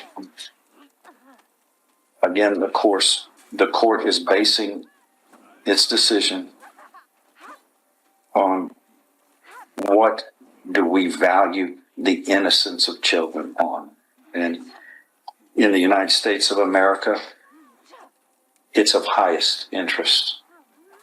Trust me, if there wasn't a plea bargain, he probably would have given him more time than that, right? But you got an 82-year-old man having indecency with a child, getting 10 years in prison. Chances are 100% he's going to die in there. I don't mind that sentence whatsoever one bit. But I can't help but to think the school teacher only got probation for pretty much the same kind of crimes. If you were to ask me, I didn't get into the case details, but a child's a child, and doing these things with them regardless of their age should be held kind of consistent across the board, right? It just makes me mad seeing these sexual predators get way less time than, even me. I was getting more time than some of these guys for petty ass crimes. Makes no sense, man, and it really boils my blood. But yeah, I'm pretty sure they'll be making this guy's coffin here soon. When the inmates find out what this old head's been doing, they might make his sentence a lot shorter than what they gave him.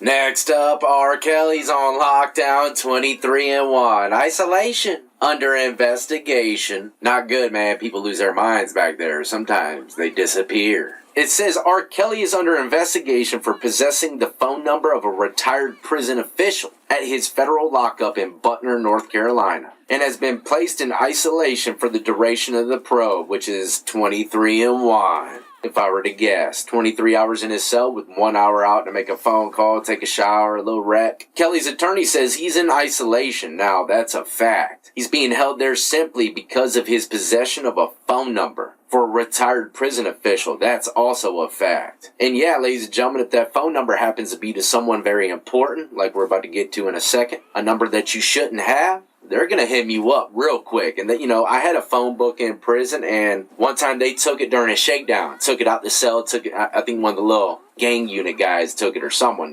took it to the office and started reading through it and stuff, if I were to guess. Making sure there weren't no weird numbers or, hidden messages, symbols, or signs or anything like that. They go through everything in there. If they find anything suspicious, man, you can go under investigation in the hole for, 90 days. His attorney says his only reason for having the phone number or contact with the prison official is because he was involved in a member program at the jail. And so he's involved in a mentor program, and because of that, he has a relationship with the prison official. The official retired and left the phone number for Mr. Kelly, and then as a result of that, now Mr. Kelly's locked up in special housing for what they call an investigation. When asked whether the former official was a retired warden, the attorney says that the individual did hold that role. And that definitely will get you sent straight to lockdown 23-1. Especially if the warden happened to be the warden at that facility. She knows all the inner workings. Who knows what she could be telling old R. Kelly? It's a security risk for sure. It says that the experience in isolation has been devastating for the disgraced R&B singer, who's 59, real name Robert Sylvester Kelly. It's devastating.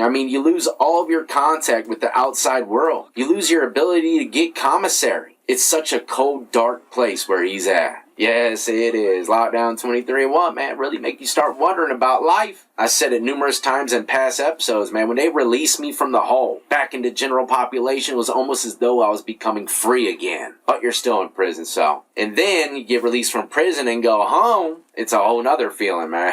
It's something that I feel as though everybody on this earth should experience.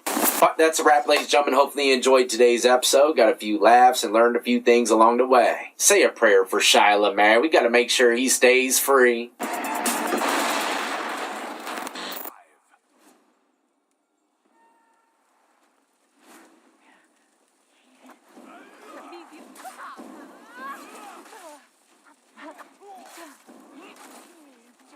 It's been far too long since we went over a good old-fashioned Florida man story, and this afternoon Lawn Crime blessed us with an interesting fairy tale I hadn't heard before. It's 4 p.m. in Lake County, Florida, where police catch up with one man who allegedly bared it all in a road rage incident. You ever have such a serious case of road rage you can't help but hang hog and start shaking your wiener violently at the other car that made you upset? My guess is probably not, but I would argue maybe you just haven't been pushed to the edge quite yet. Because sometimes when you get real mad, the penis comes out. At least according to this situation, I suppose. That's a really interesting concept to me. Like just getting like steam coming out of your ears and you're like, ooh, why I oughta, and then dropping trow. I don't know, it's just very interesting to me. But anyway, you're about to meet a man who looks like Mike Ehrmantraut on Fent. So, I'm gonna be straightforward with you. We got a complaint that your car, someone driving your car with a red tattoo on his right arm, exposed his genitals to a car in a road rage incident. That wasn't you? No. Okay. So where'd you just come back from? Kentucky Fried Chicken. Yeah, which way? Well, which one down there by KFC down there in Leesburg. Oh, up in Leesburg? Yeah. Okay, you didn't get into an incident with anybody? No. No? Okay. Well, they described you to a T. I find it very suspicious that he would refer to KFC as Kentucky Fried Chicken. Almost nobody does that. Everyone just calls it KFC. I think, now keep in mind, I'm no professional super sleuth here or anything, but I think he was panicking a little bit and didn't know where to say he was coming from to try and throw him off the trail. Oh, I was over at Dickville. No, not there. Kentucky Fried Chicken is where I was. Okay. What does that mean? So I'm trying to figure out what actually happened. So I got one Nothing side. happened. I got one side of the story, and someone describing you perfectly to a T, along with your car and license plate. When I'm out and about, my dad's in there. My dad's been with me all day. Yeah. Yeah. He was in the car with you, all on your way to KFC. No. No. No. So nothing happened. No road rage incident. Nothing like that. No. You don't remember anything like that. No. Okay. Case closed then. Surely just an interesting coincidence that they happened to get the license plate as well as describing the man who owns the car to a T, as well as what he was wearing at the time and describing his tattoo, and it also matched the photographs they took. Alright, simple enough. We got the wrong guy. Something I want to briefly mention that has absolutely nothing to do with this story itself, just a little fucking side quest I want to yap about. The dog not being on a leash bothers me a lot. I have always said that even if you have the most well-behaved, best-trained dog, it is just a smart, safe idea to keep your dog on a leash when it's out in public. You never know what's going to happen. It's just better for you, your dog, and everyone else around you if it is just on a leash in public. I'm not going to yap about that too long, but I have never once had my dogs out without being on a leash, even though they are fucking angels. Alright. Tell them I got the wrong guy. Oh, yeah? You think so? Well, they described you wearing exactly what you're wearing, bald, no beard, and a red tattoo on his forearm. Okay. Police identify the man seen here as 56-year-old James Box. Mr. Box. A fitting name, I suppose. Very interesting. I love how he's just wearing the exact same shit from the road rage incident as well, like a little cartoon character, which I guess I shouldn't be surprised by because the road rage incident happened moments ago, not like weeks or months in the past. It's not like this has been some kind of grueling case that they've been, chipping away at for a long time, like they're trying to locate the Zodiac killer, deep in the forensics lab trying to find the cranky cock culprit or anything, so, like, I guess it makes sense he'd be in the same clothes, but I just can't help but find it very silly that they'd show up and he's just wearing the same shit, looking exactly the same, like he was fucking frozen in stasis. Like, maybe he should have put some more effort into, like, a disguise, maybe, to throw him off the trail. You know, he comes out in a trench coat and those glasses with the big nose and fake mustache or something. Like, it's not me, officer. I don't look anything like those photos. So that's you. So Okay. I'm giving you another opportunity to explain yourself, if you would like to. There's nothing to explain. Why? Okay. So he pulls there, and I said, we've got to get his tag and call 911. So we pulled in, we tried to just get the tag, and that's when he got out of the car and started charging toward us first, physically. That's when I started taking those pictures, and when he got around this the median there into their landscape, and that's where he stopped, pulled his pants all the way down, right there at our midnight. Now, of course, I wasn't there at the scene. I did not bear witness to this event. But I have a hunch. It's not backed up by any scientific data nor the witness testimonies, but I have to imagine when he pulled his pants down, he didn't just stand there static T-posing with his meat in the wind. I think he was probably trying to helicopter it. That's just a theory, a game theory. Now, I cut around the lore a little bit here, but according to the witnesses, he was deranged. They mentioned that he stuck his head out of the window and started, like, making faces and sticking his tongue out. Apparently he had thrown some stuff at the vehicle as well, and then it eventually led to him getting into his birthday suit. And then also, he had apparently went back to his vehicle, and the family thought he was, like, trying to retrieve a weapon, according to the father there.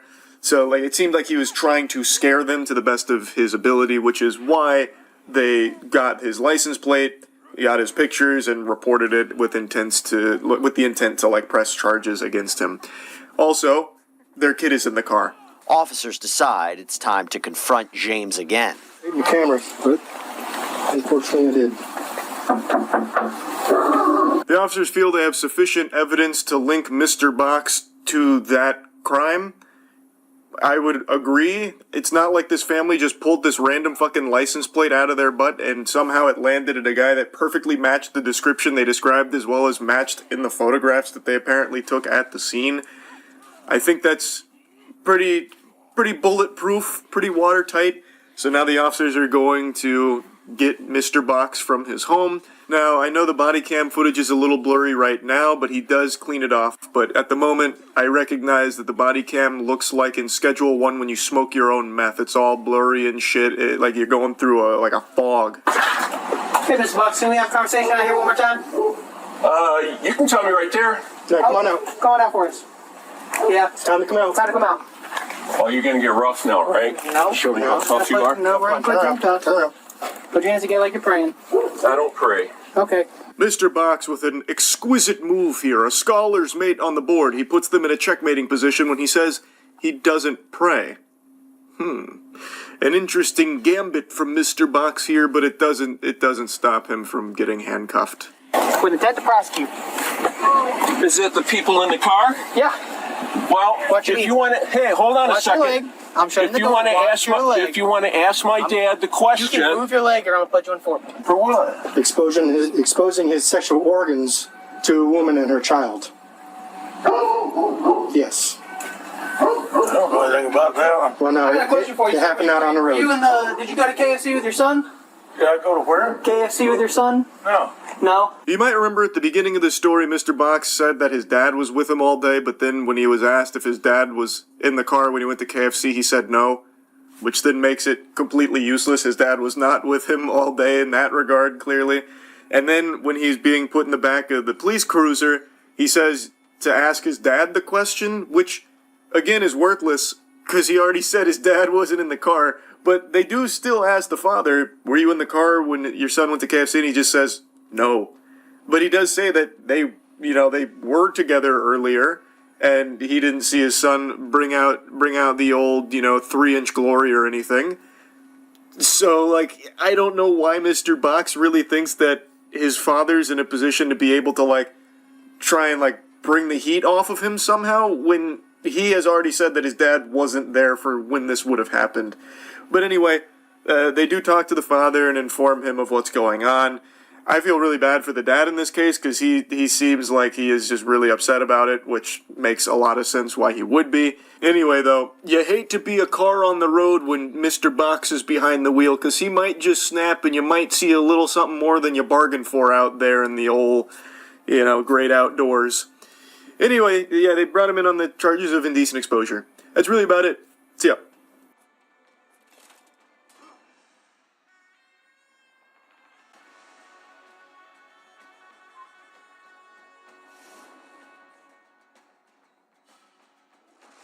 Have you ever seen a senator burglarizing her stepmother in the middle of the night, getting caught in the act, then arrested, then losing her position while facing felony burglary charges? Well, you're about to. On April 22, 2024, Becker County Police Department in Minnesota received a 911 call reporting an active break-in. Little did they know, they would soon find out the suspect is an elected senator for the state of Minnesota. When I read the title from Midwest Safety, I immediately pictured Senator Armstrong from Metal Gear Rising. Half expected to click into this video and get the monologue, Nanomachine's son. Played college ball, Could have gone pro if I didn't burglarize my stepmother. But it turns out that's not the case. Becker County 911. Somebody just broke into my house. Oh, They just ran down into my basement. Did you get a look at him at all? No, it was completely dark. I tripped over him. He was on the floor next to my bed. He ran downstairs into my basement. Okay. Spoiler alert, the burglar is a senator named Nicole Mitchell. Well, now former Senator Nicole Mitchell. And she, I think, holds the title of the most incompetent burglar in human history. This is some shit out of Home Alone. This is the not-so-wet bandit here. I don't know what the thought process was. So apparently she was, hiding under or near her stepmother's bed, and her stepmother tripped over her, which is how she was alerted to her presence. And then she just, fucking pitter-patters her way to the basement to try and flee. So then the stepmother's like, what the fuck? What in tarnation? Calls the police, and she's more confused than anything. Yeah, there's a burglar here. I tripped over him. He was under my bed. I don't know if it was a panty raid or what, but they were under my bed, so I tripped over him. Would really love if you came and arrested them. They ran into my basement, I think. I have a little steak knife in my hand right now. Steak knife? Okay. All right. I don't know where they could have. I don't see any. She's clearly very frightened, like anyone would be in this situation. She's grabbed a steak knife to protect herself if things go south. I imagine she'd bust out some fucking Leon S. Kennedy level moves if, the situation called for it. But luckily the police got there in a pretty timely fashion, it seems, because when they arrive, the burglar is still there. Police department, make yourself known. 37 Becker got a little motion underneath the stairs in the house. Sounds like he's trying to get outside of the back to the north of the house.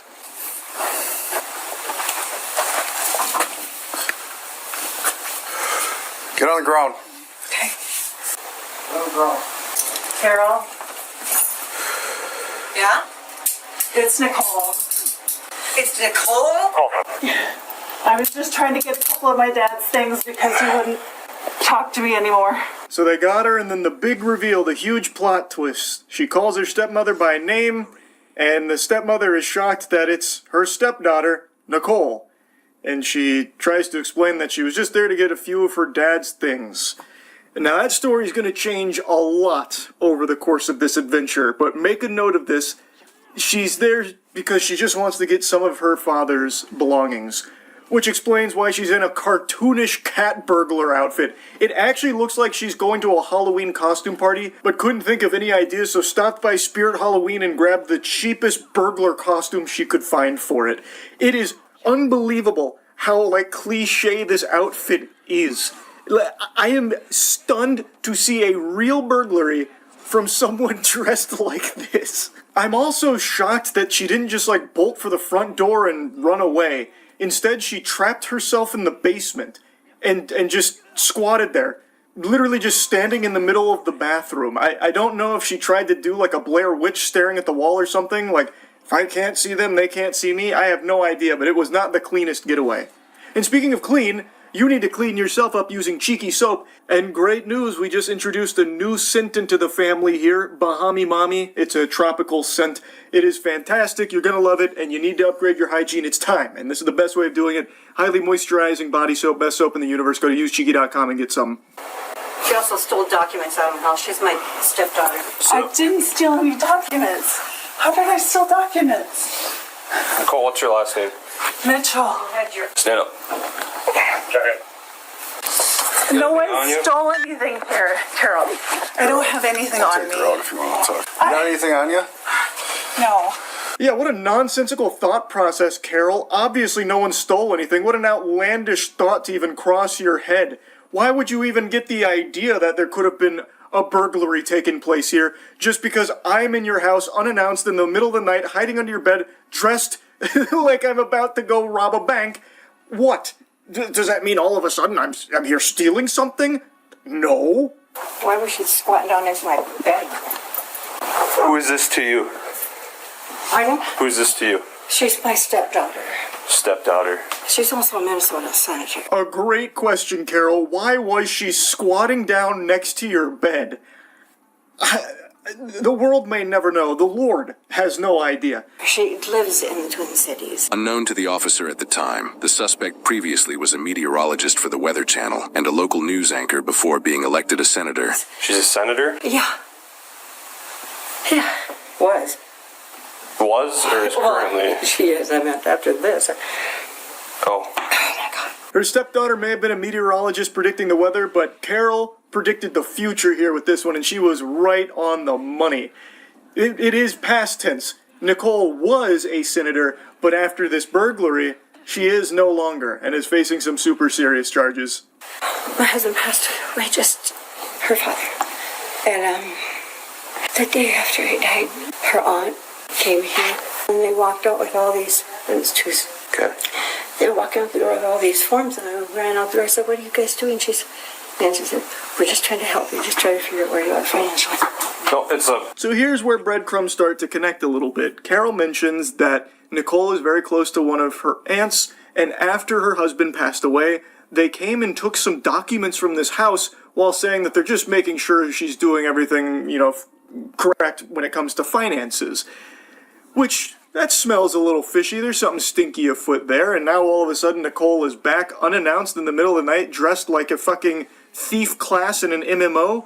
My dad died last year. She's paranoid. Well, now she's really paranoid. But, Has she done this before? Not that, but she's insisted that my son should get nothing. She should get everything, all that stuff. Where'd she come in at? Get into my bed. You know. I don't have a clue. when everyone tried to help her right after the funeral. She's not trying to help me. She's trying to get money. She kept...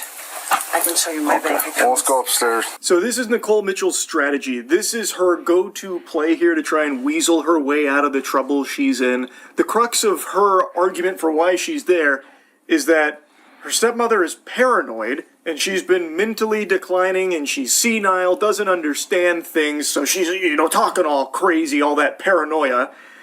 But Carol, I think, seems pretty sharp here in recognizing that Nicole is probably there for financial reasons again, because it seems like that's something that's happened in the past, granted not to this level. And Nicole just keeps harping on no, she's just paranoid. As Nicole is literally dressed like a fucking burglar out of a Saturday morning cartoon in her house in the middle of the night looking to steal shit. I don't think that's paranoia. Paranoia indicates that there's some level of delusion or disconnect from reality. Carol is very grounded in reality. Nicole Mitchell is off in fucking goober space. Yep, there he is. That window? Over there, yep. Okay. This is her bag? Must be. I don't know. Yeah, stuck in the window. I'm just hoping this mistake won't completely... I know, I did something bad. After the funeral, my aunt tried to help her. She thinks they stole from her when they were just trying to get her affairs in order. Okay. She has progressively cut off the family. They find a backpack half pushed through the window. They eventually find 2 laptops in that bag, which coincidentally turns out Carol is missing 2 laptops. But we'll get to Nicole's excuse for that in a moment. She denies that the 2 laptops are Carol's. And now, while talking to Nicole, she once again tries to harp on, like, oh, she's just, like, unreasonable, and she's just real out of it. She's gone loopy. She thinks everyone's out to get her, and so she's progressively cut off the family. To be honest with you, Nicole, I can see why she would progressively cut off the family here, considering one of the family members is breaking into her house in the middle of the fucking night, lying next to her bed doing like a tabletop challenge or something. It makes sense. I don't think it's paranoia. I think she made the completely correct call in cutting off this part of the family here. And she mentions the aunts, something Carol also mentioned without the two of them even communicating, so it's pretty clear that there is something going on with the aunts and Nicole and the finances here that Carol has after the passing of her husband. Okay. But she's got Alzheimer's, and she's gotten... I know this doesn't help. This is just going to prove the point. But she's gotten paranoid and thinks we're all out to get her and won't let anyone in the house. I just wanted to get a couple of my dad's mementos. And that's all. Okay. So what kind of mementos? A couple of pictures and maybe one of his shirts. So she's saying that Carol has Alzheimer's and thinks everyone's out to get her, and thus she broke into her house to get some of her father's mementos. Nicole, it does seem like you're out to get her, and I'm inclined to believe other members of the family are too, considering you've conspired with them to take some documents from her house. It does seem like she's 100% in the right to think that there are some members of the family out to get her. Hi. What's your name? Nicole. Are those laptops in your backpack yours? Yes? Okay. She's saying she's missing 2 laptops. I mean, I can show you one. It's got my kid's Minecraft game on it. Okay. What's the other one for? I have one for work. Okay. She has Alzheimer's. She's been misplacing things. I can show you texts going back months saying, you know, things are missing, this and that. I'm just asking, so it's not a reason to break anybody's house. No, that wasn't my intention. Already. She decided to bring 2 laptops with her in the backpack to a burglary? It's an interesting plan. Her strategy, it escapes me, but I'm not a galaxy brain, mega mind level intellect like Nicole Mitchell, clearly. But they then talk more to Carol, and they're asking about, what did she take previously, and she mentions that what her and her aunts took last time were a bunch of bank papers. The officers are asking, well, why would she be taking these things? How does this help her? And then she mentions that her husband didn't have an actual will. So the bank papers and all that she believes is for, inheritance stuff, financial kind of gain.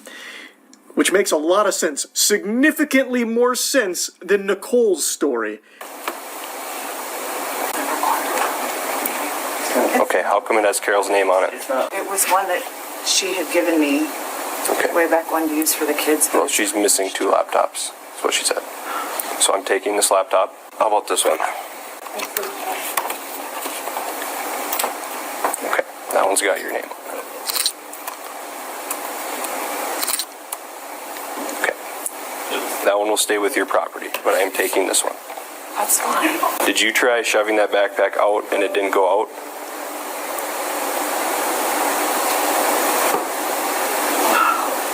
I want to answer your questions. So one of them had Carol's name on it, and the other does seem to be actually hers. The state of Minnesota laptop right there. So she did, I guess, bring a laptop to this. My guess being she wanted to take Carol's laptop and upload things from it to hers, perhaps? I don't know. I'm just spitballing here.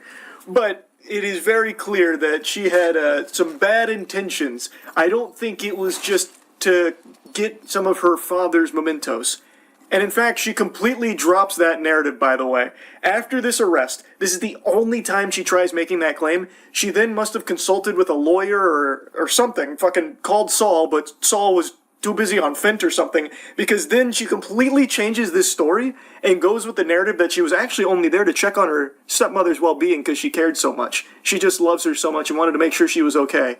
which is a felony, as well as possession of burglary tools. Mitchell was a Minnesota state senator at the time of her arrest and refused to resign after the incident. She accused her mother-in-law of suffering from paranoia about break-ins and senility. She also refused the release of the body cam footage. After her arrest, she posted on social media changing her story that she claimed in the body cam footage. Instead of saying she was there to take possession of her father's mementos, her social media post claims she was there to simply check on her stepmother due to her health issues, and she startled her, essentially putting the blame on the stepmother's medical problems. Now, I'm not going to pretend to be an expert on wellness checks here, but this seems like a really bad approach to checking on someone whom you believe to have declining mental health.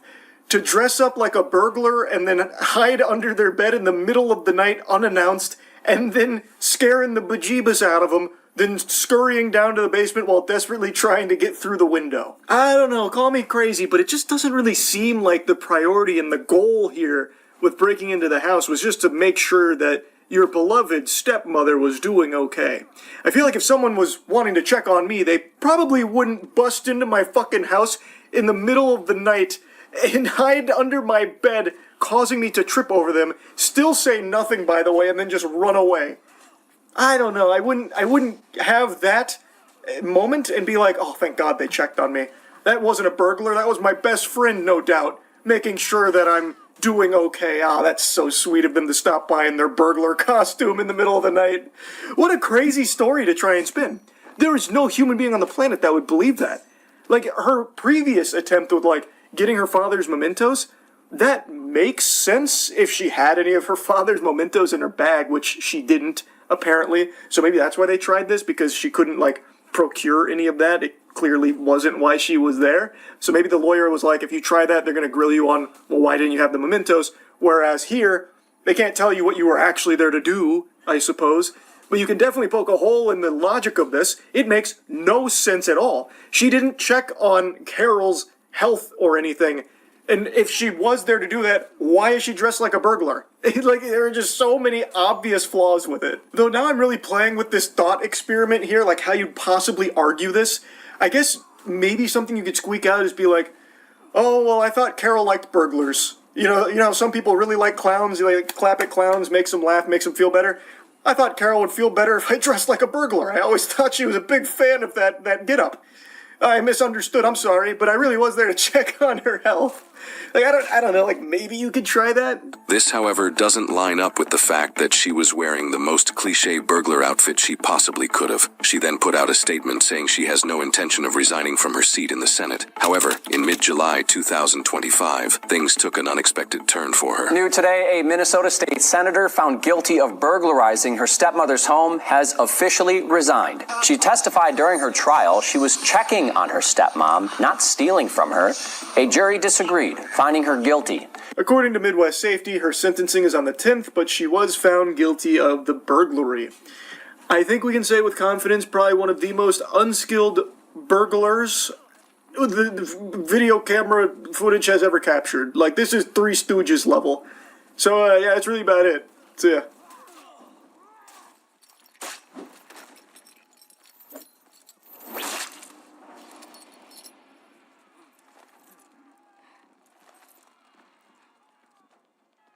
Just like fiber in my colon, the YouTube algorithm works in mysterious ways, and today it plopped out a little something special onto my homepage.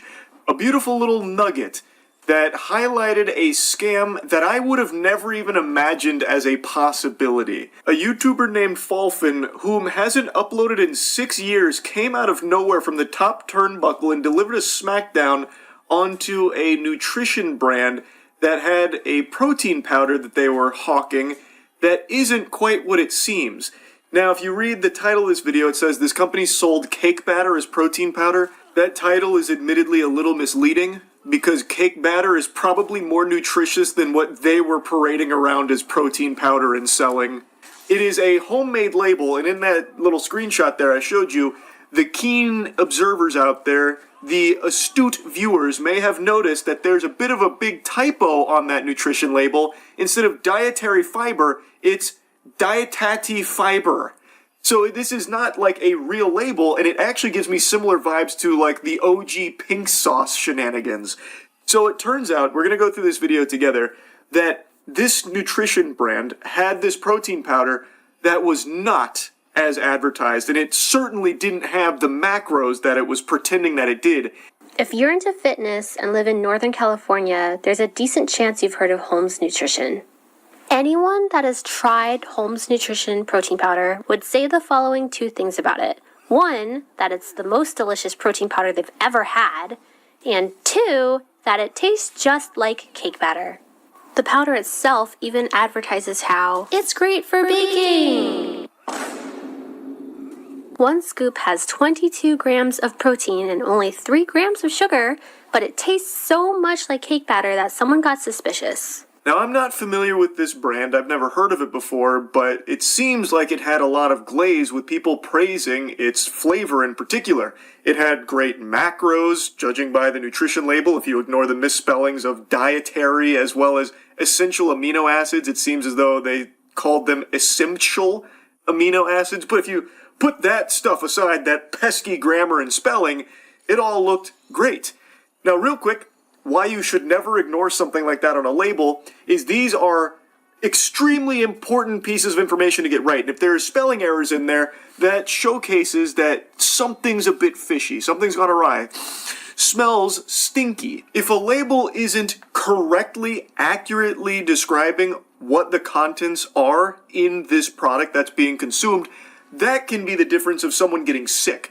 People make their decisions on things based on these kind of labels, especially when it comes to people with dietary restrictions. So, if the label can't be trusted, that could be legitimately dangerous for some individuals. This is something you don't fuck with. So, with this in consideration, so many people talking about how closely resembling cake batter the flavor profile was for this brand and how low the sugar was, there was someone on Reddit who, just like my boy George, got a bit curious and decided to send this out to a lab for further testing just to confirm, does this actually have the macros that it says it does? Is this actually what the label is telling me it is? This Redditor sent in 3 different flavors of Holmes Nutrition to a lab. They sent samples of chocolate cake, lemon cake, and cinnamon crumb cake to this lab, Certified Laboratories, and all 3 powders came back with the same results. Instead of 22 grams of protein, this protein powder had 21 grams of carbs instead and only 3.4 grams of protein per scoop. Boy, howdy, that's quite a bit different than what the label says is contained in that product. It's a far cry from what's advertised with this protein powder. 3 grams of protein is shockingly low. I could fart into your mouth and you get more protein from my ass than you would from this powder. For comparison, let's take a peek at Betty Crocker, just the most popular packaged cake mix. You get 1 less gram of protein in the package, but if you prepare it as you're supposed to, you would actually get 1 more gram of protein for preparing a fucking Betty Crocker cake than you would from drinking a Holmes protein shake here using this. It's like the LaCroix of protein powder, where it's the idea of protein. It's so weird. I cannot believe how little protein there appears to be in this product based on the lab results here. 3 grams is actually shockingly low. I know I've already said that, but I am stunned because I would think, even if you were trying to make some, misleading product here, you would think that there'd be a little more protein in that, just even accidentally. Somehow, it's like they went in there and intentionally removed all of the protein they could possibly find. You could eat a handful of grass and probably get more nutrition out of that. When I went back to the original Reddit post, it seems like this was a very popular brand of protein powder, at least in the local area. For years, Holmes Nutrition has been a well-known local name, someone everyone preached about as being legit because he's friends with so many people, but recent lab results show that the product has been severely mislabeled, sold under the appearance of a higher quality protein powder than it actually contains. I personally have been buying Holmes Nutrition for over 4 years, believing I was getting a high-quality product. People I know have even picked up their protein directly from his house, trusting they were buying from someone who cared about his customers. Instead, they were handed a product that didn't come close to meeting its advertised nutrition claims. And in the comment section, both here on the YouTube video, and even in other places like on Facebook and stuff, and other like Instagram and things, there were tons of people talking about how long they've been purchasing this product. They've been loyal to this brand for years. And when you are trying to better your health and fitness, one thing you do is keep track of things like macros. So people were buying this and working it into their daily routine as part of their macros and their nutritional goals in order to hit what they wanted, to achieve what they were setting out to achieve. But they were being misled the whole time. They weren't getting near their protein threshold that they were looking to hit. And in some cases, you could even make an argument it was hurting consumers, as you're going to see more in this video here and in the original Reddit post. Because this is incorrectly labeled, there were people buying this product that probably shouldn't have because of like blood sugar spiking and stuff like that. This is why these labels are extremely important, because someone who's like diabetic needs this information. They rely on this information so that way they don't end up putting themselves in a dangerous position by consuming something that they shouldn't. So when this product gets tested in a lab and turns out it's not even close to what's being advertised with it and the label doesn't reflect what's actually in there at all, it becomes a huge problem, and I wouldn't be surprised to see this brand sued. Honestly, huge W to the Redditor here who decided to take it upon themselves to send this out to labs to confirm if this really is what Holmes Nutrition says it is. I think that was a very important thing to do. I've been absolutely obsessed with getting buff and working out. I was lifting at the gym 5 days a week, and of course, I was hitting my protein macros each and every day. Or so I thought. So you can imagine my absolute despair and nausea when I found out that my favorite protein powder that I had been using for years was not even protein powder at all. Just a sweet batter mix with trace amounts of protein. An egg, a single egg, has double the amount of protein than my protein powder had. The protein powder I was spending $75 per bag on. Oof. Yeah, protein powder's not cheap. So it seems like, based on the available information here, Holmes Nutrition was like the cheapest fucking cake batter type mix you could find, and packaged and then charged a fucking arm and a leg for it. She's right. A single egg is double what you were getting from the fucking Holmes protein powder. I'm giggling, but it's actually diabolical. She has been working out for a long time and believing to be hitting her protein goals thanks to the assistance of something like this protein powder, but turns out this entire time she wasn't, because she wasn't getting the protein she thought she was, because this is complete fucking phony baloney. She'd been schmeckeldorfed by Holmes Nutrition here. If I found out the protein powders I'd been using for the last decade were actually just, pixie dust or something and dirt and sawdust, I would be pissed. I would be extremely upset. And I saw a lot of other comments from people, even outside of like the potential dangers of someone like consuming this and having like a blood sugar spike or something like that because they didn't know or anything like that. Even outside of that, people were taking this and then wondering why they were plateauing or not like seeing any improvements when they were hitting the macro goals that they set out to and what should be leading to improvements, thus causing tons of confusion and wondering, well, what's going wrong, without ever suspecting that their protein powder they were relying on was actually the real culprit. It's such a fucking mess. So first of all, Holmes Nutrition Protein Powder is not sold in big box stores or on Amazon. It's a company created by Sacramento-based bodybuilder Bobby Holmes and his wife. It's only available on its website, holmesnutrition.com. So how did I even find out about this protein powder in the first place? Well, the smoothies that my gym made were fantastic. So one day I peeped at the protein powder they use and I wrote it down and then went home and started buying some. Her story is one that I saw shared by many others. Apparently, a lot of people found out about Holmes Nutrition through their local gyms that were making protein smoothies there using that powder, and people were just blown away by how great it tasted that they also wanted to find out what the fuck was this protein powder? It tasted just like cake batter, but for only 4 grams of carbs, 3 grams of sugar, 22 grams of protein. Holy shit, $75, I'm losing money not buying it. So people were then buying Holmes Nutrition protein powder. This was the gateway drug here. They believed that they had stumbled across something that was truly unlike the rest. It tasted incredible, and for only 4 grams of carbs, 3 grams of sugar, 22 grams of protein, they were losing money not giving Bobby Holmes 75 clams. Their body was withering away, shrinking and shriveling from atrophy without being fed this holy elixir that tasted just like cake batter, when really the whole time they were deceived. So for me, I'm one of the lucky ones because this just affects my gains, but for others, this is a major health issue. The Redditor included in their post that they even saw a comment on Bobby's Instagram from someone saying their blood sugar shot up despite the label claiming low sugar and carbs. To make matters worse, in the comments, people were buying this protein for their diabetic family members that have been having issues with their glucose while taking this. And this commenter had real-time data that this protein powder was causing sugar spikes.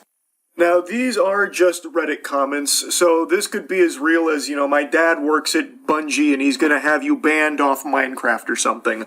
But this is something that is very testable. You can monitor blood sugar spikes.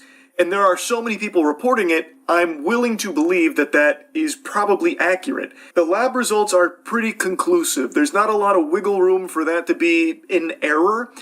And since we now know, based on that, we can't trust the label, since the label is very inaccurate, we can assume that the ingredients are not properly reflected in what is on that label. So they probably weren't able to achieve this flavor with being low sugar. We know it's not low carb. It advertised 4 grams of carbs. It's actually over 20.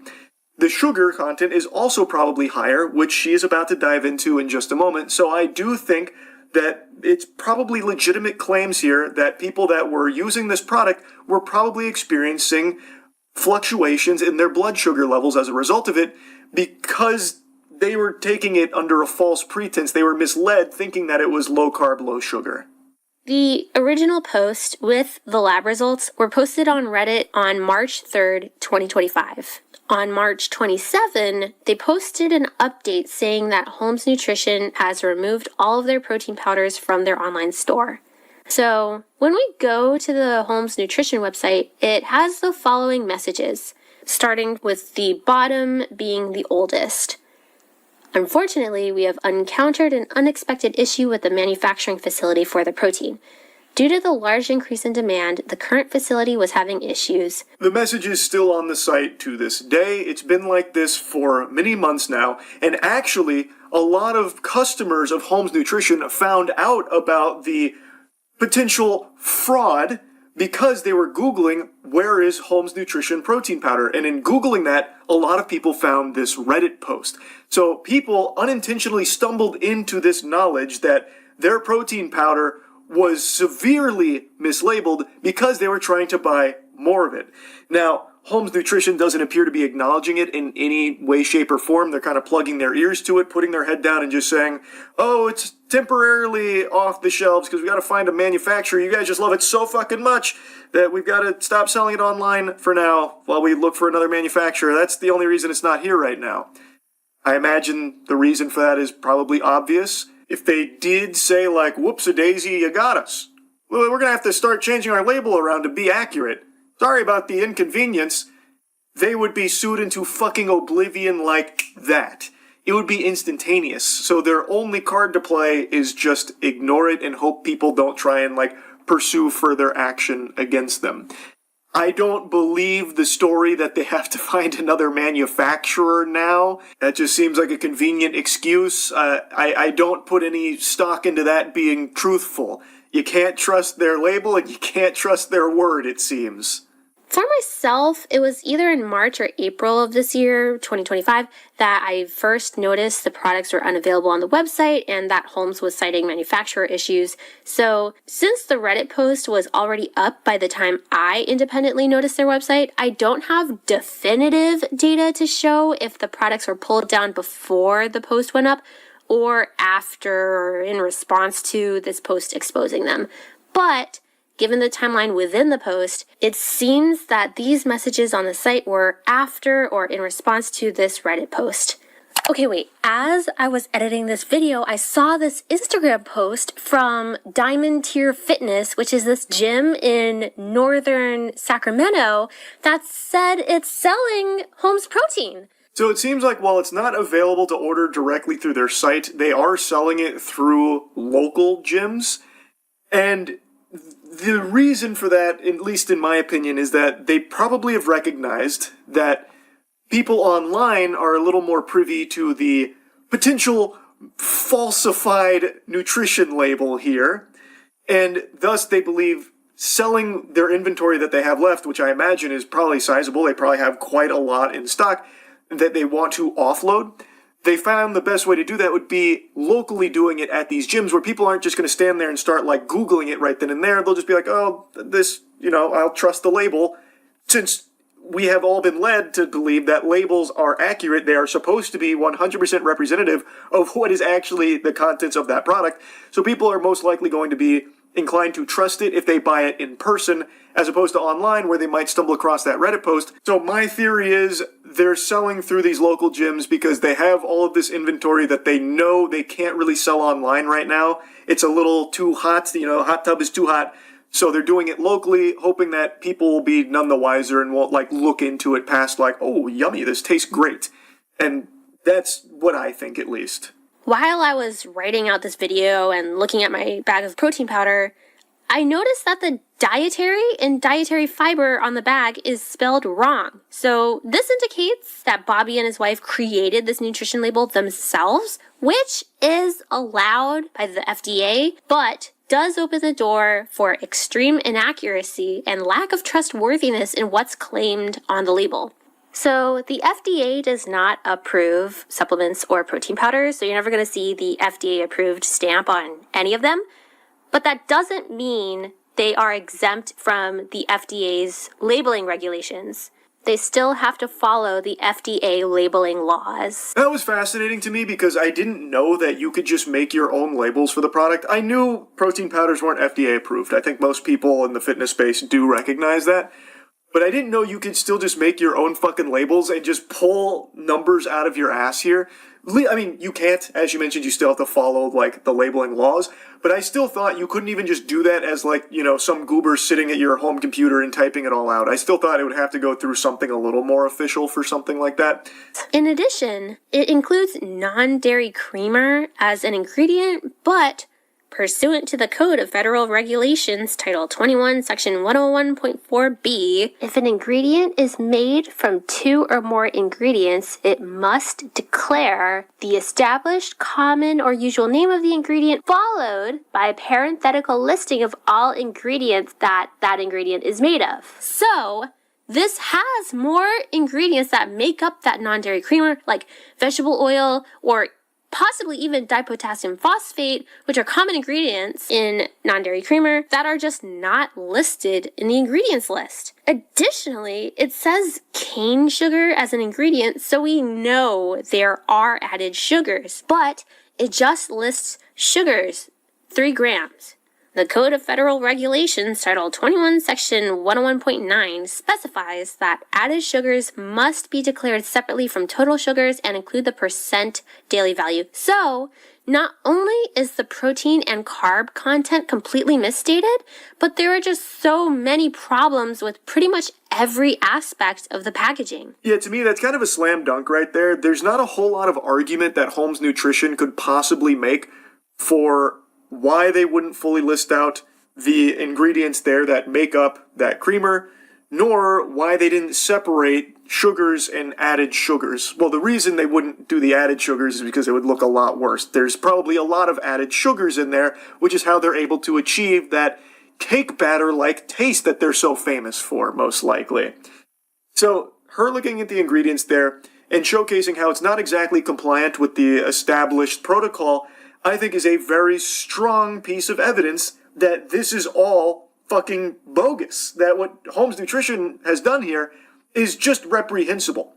And it could be just downright dangerous. And like I said, I wouldn't be surprised if it has opened them up to lawsuits. The lab tests are pretty hard to argue against as well, where it confirms that the protein, the carbs, all of that is just drastically wrong. So how the fuck could Holmes Nutrition even come up with an excuse? They really can't, which is why I believe they're not. That's probably why they're just radio silent and just selling locally through gyms now, it seems. Now, in the original Reddit post, they believed that the lab results indicated the presence of amino-spiking. Falfin, however, disagreed with that notion, and there's a whole segment Falfin dedicates to proving why she believes it's not necessarily amino-spiking here, and I highly recommend you check out her whole video so you can see her piece on that. I will, however, show you her conclusion for why she believes there's such a discrepancy between the lab results, protein, and what's listed on the bag here. Amino-spiking would still show up as protein in lab tests, so the lab test listed would not be showing only 11% protein on the results if it was amino-spiked. This lab test specifically uses the Kjeldahl method, which would still read high protein. Given these facts, I disagree with the original poster that Holmes is using amino-spiking. To me personally, it really just seems like we just have a complete misrepresentation of the protein versus carbs content, and that the nutrition and ingredients label is just simply wrong.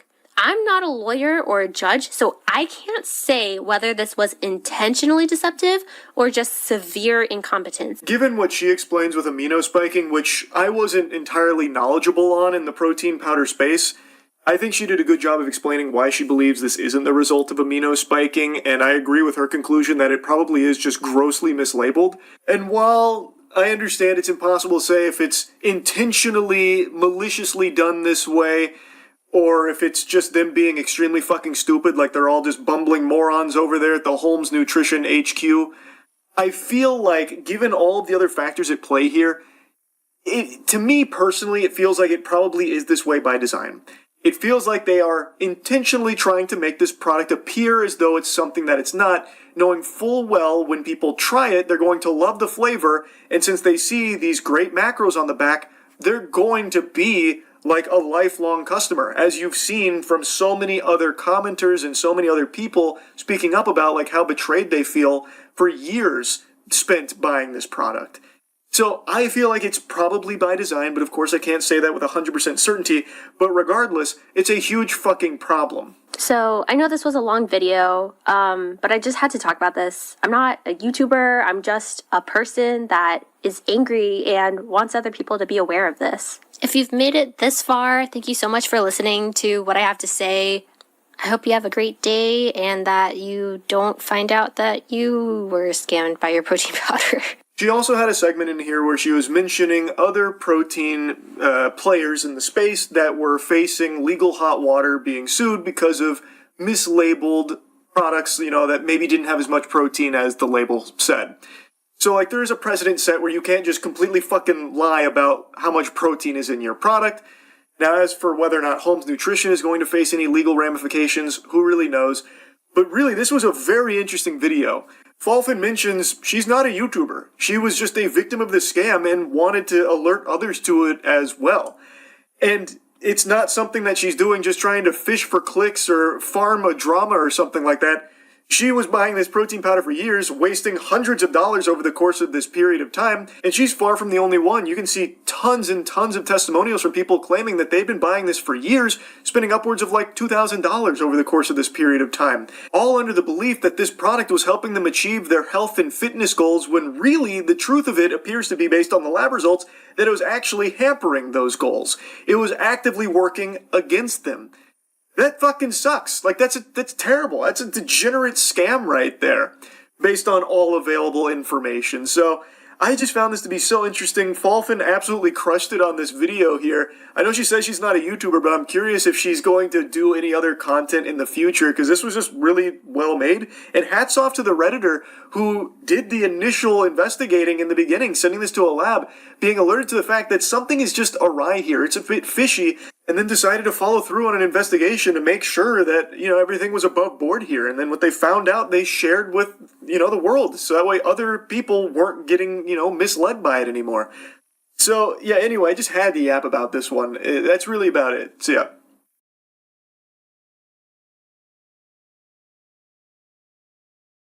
It's 5 a.m., I got a butt full of poop, but I cannot peel myself away from the computer to go take care of that business. I'm refusing nature's call, and it's not insomnia that's keeping me awake right now. We are in the middle of what I believe to be an actual big development here in the Epstein case. CoffeeZilla just made a video talking about this, as well as giving instructions on how you yourself can get your hands on this latest dump of documents that wasn't supposed to go out yet, but had been accessible to people savvy enough to get their hands on it, and now it's been disseminated. And these are some documents here that I imagine they were probably going to do a little bit more to hide some names and hide certain elements of, because, hooey, boy howdy, I imagine Trump and a lot of the elites are doing this right now. Yeesh. There is some big stuff in here, and I'm not saying that sarcastically this time around.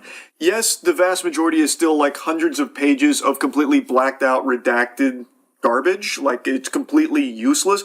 But some of them that they didn't get a chance to go through and just, fucking vanish to the shadow realm has eye-opening stuff that directly contradicts a narrative that the government's been running with for a while. Here's what that looks like. It's volume 8 of the files, but you can see right now that they've only released 7 data sets. And so myself, the guys at Jmail and the guys at DropSite, we've been investigating this. I've partnered with them to kind of look at some of these files. And they got access to volume 8 early. You would just type it in the URL. It wasn't like indexable on search, but you could just type in the specific URL and it would just come up. You could download the entire zip file, and that's what we did. Before anyone tries to cry foul questioning the authenticity of these documents here, this is the actual volume 8. They just made it accessible by pure accident because everyone that seems to be working at the highest level is actually like a thumb-sucking fucking brain-dead moron. Specifically, I want to draw your attention immediately to the 10 co-conspirators that are mentioned in some of these emails in 2019. Now, this is just alarming stuff because prior to this, remember that all we really had was Jeffrey Epstein and Ghislaine Maxwell. That's the only people who have ever faced any charges at all. Ghislaine Maxwell, the only one who actually faced consequences, right? But in 2019, apparently there were 10 co-conspirators.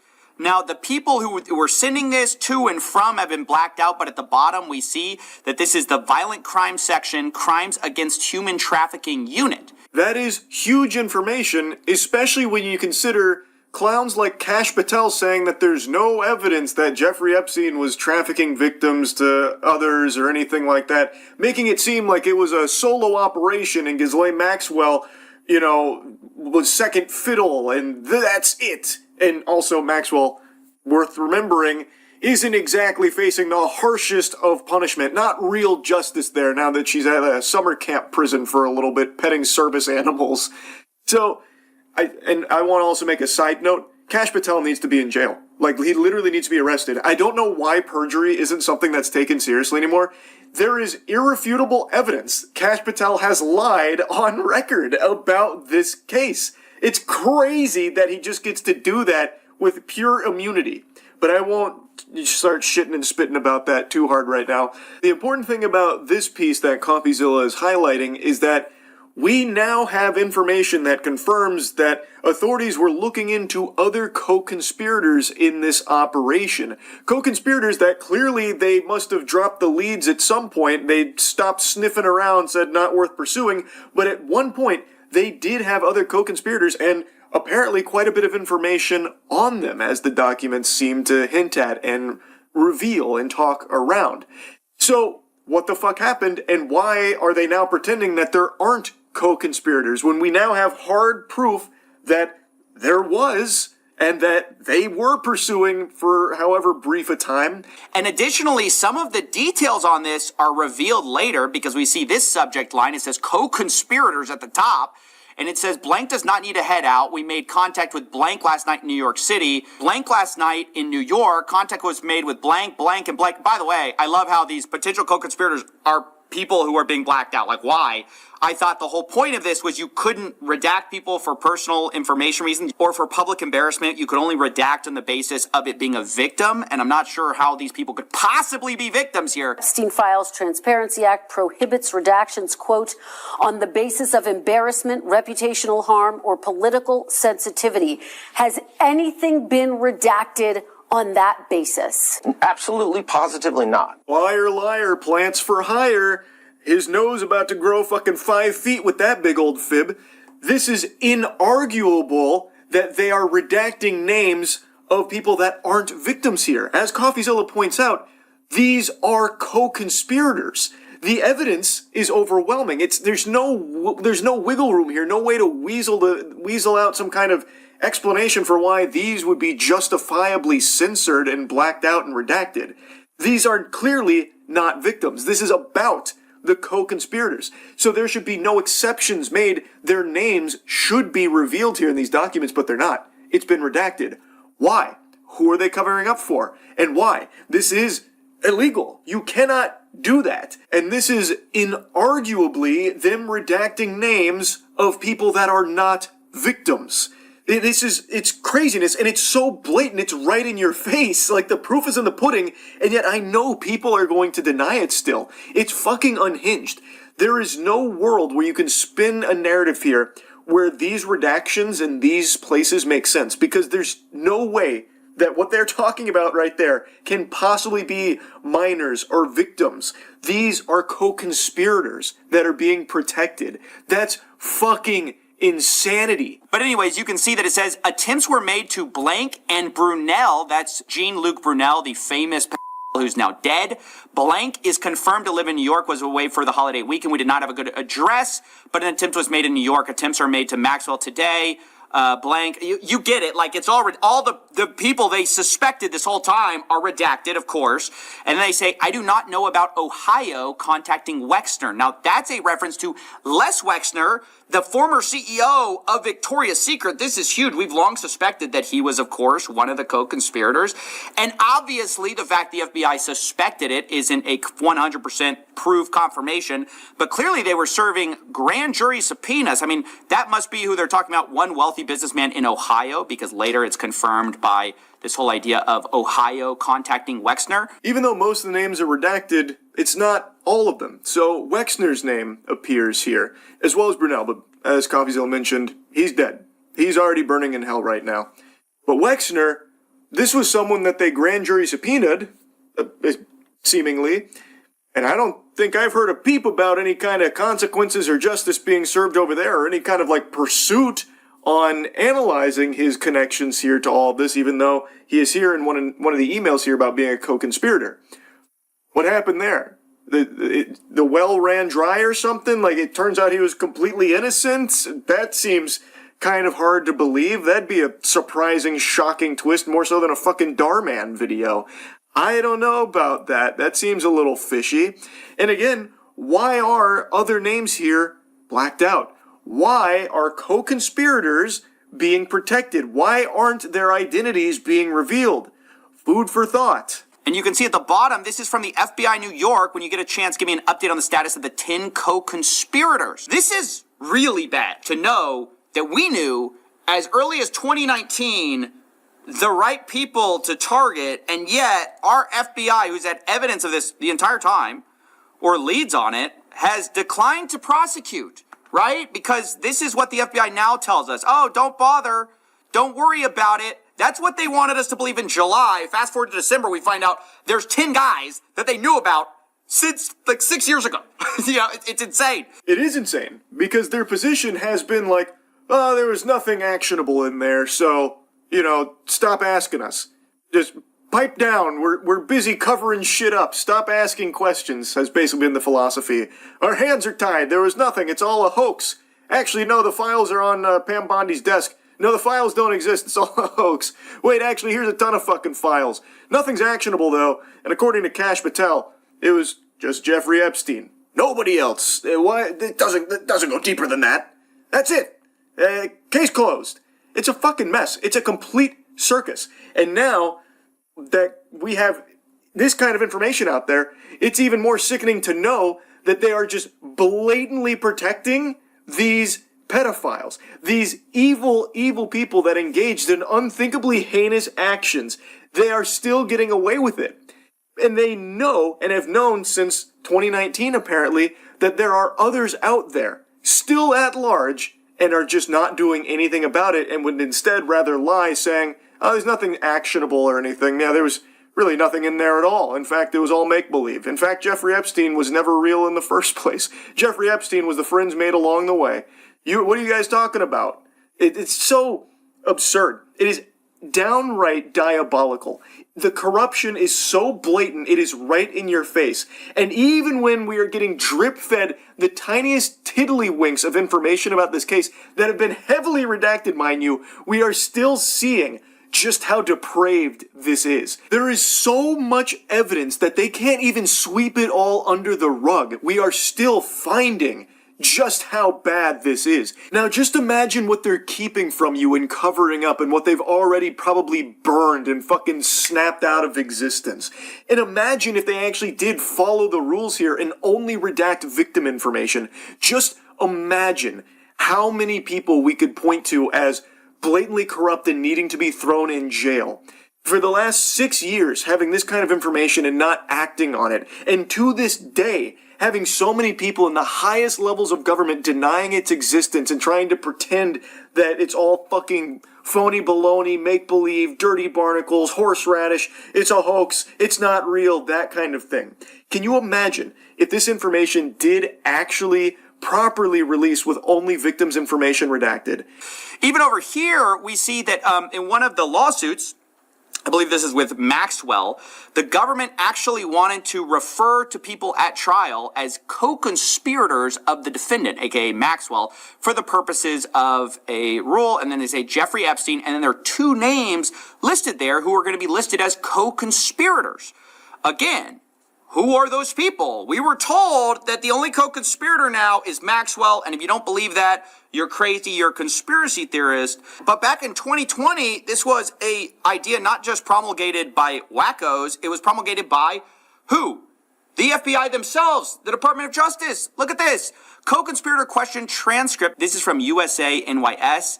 They say, question, when Jeffrey Epstein died, a lot of people asked, who's next? Is the government going to hold people who are accused of helping him recruit these girls? Are they going to hold them accountable? And then the answer is, well, I'll note that the original charges against Jeffrey Epstein contained a conspiracy charge, and we allege that there were conspirators involved. Jeffrey Epstein couldn't have done what he did without the assistance of others. And I can assure you that our investigation is moving forward, except I guess not. Yeah, that investigation hit a brick wall. That investigation went off the tracks and fell into a fucking nitroglycerin facility and just blew up, because that shit has not been pursued clearly. As CoffeeZilla mentions, this idea of there being more than just Epstein and Maxwell, the highest level of authority has been saying, you're crazy if you believe that, you are falling for, nonsense fairy tale garbage. But even the FBI years ago was saying the same things internally here. And even agreeing that it couldn't have been done alone. They were even moving to call other people associated with this co-conspirators. Information redacted on those names there. But they knew certain individuals to target for this that they were going to be looking into with the investigation and assuring them that the investigation is moving forward on these co-conspirators, and then it doesn't. Why did it magically stop? What happened? What changed? And why, if all of this information is still at the government's fingertips, do they continue to lie and pretend as though it doesn't exist and that there's nothing here at all that the public didn't already know? They've already given out justice by sending Maxwell to a summer camp. That's all they can do. That's the only power they can muster here. And what's even more concerning is our president also seems concerned with the wrong people. The victims were protesting that too many of them were redacted. I know there are a lot of people that are angry about all of the pictures of other people, but I think it's terrible. Look, I like Bill Clinton. I've always gotten along with Bill Clinton. I've been nice to him. He's been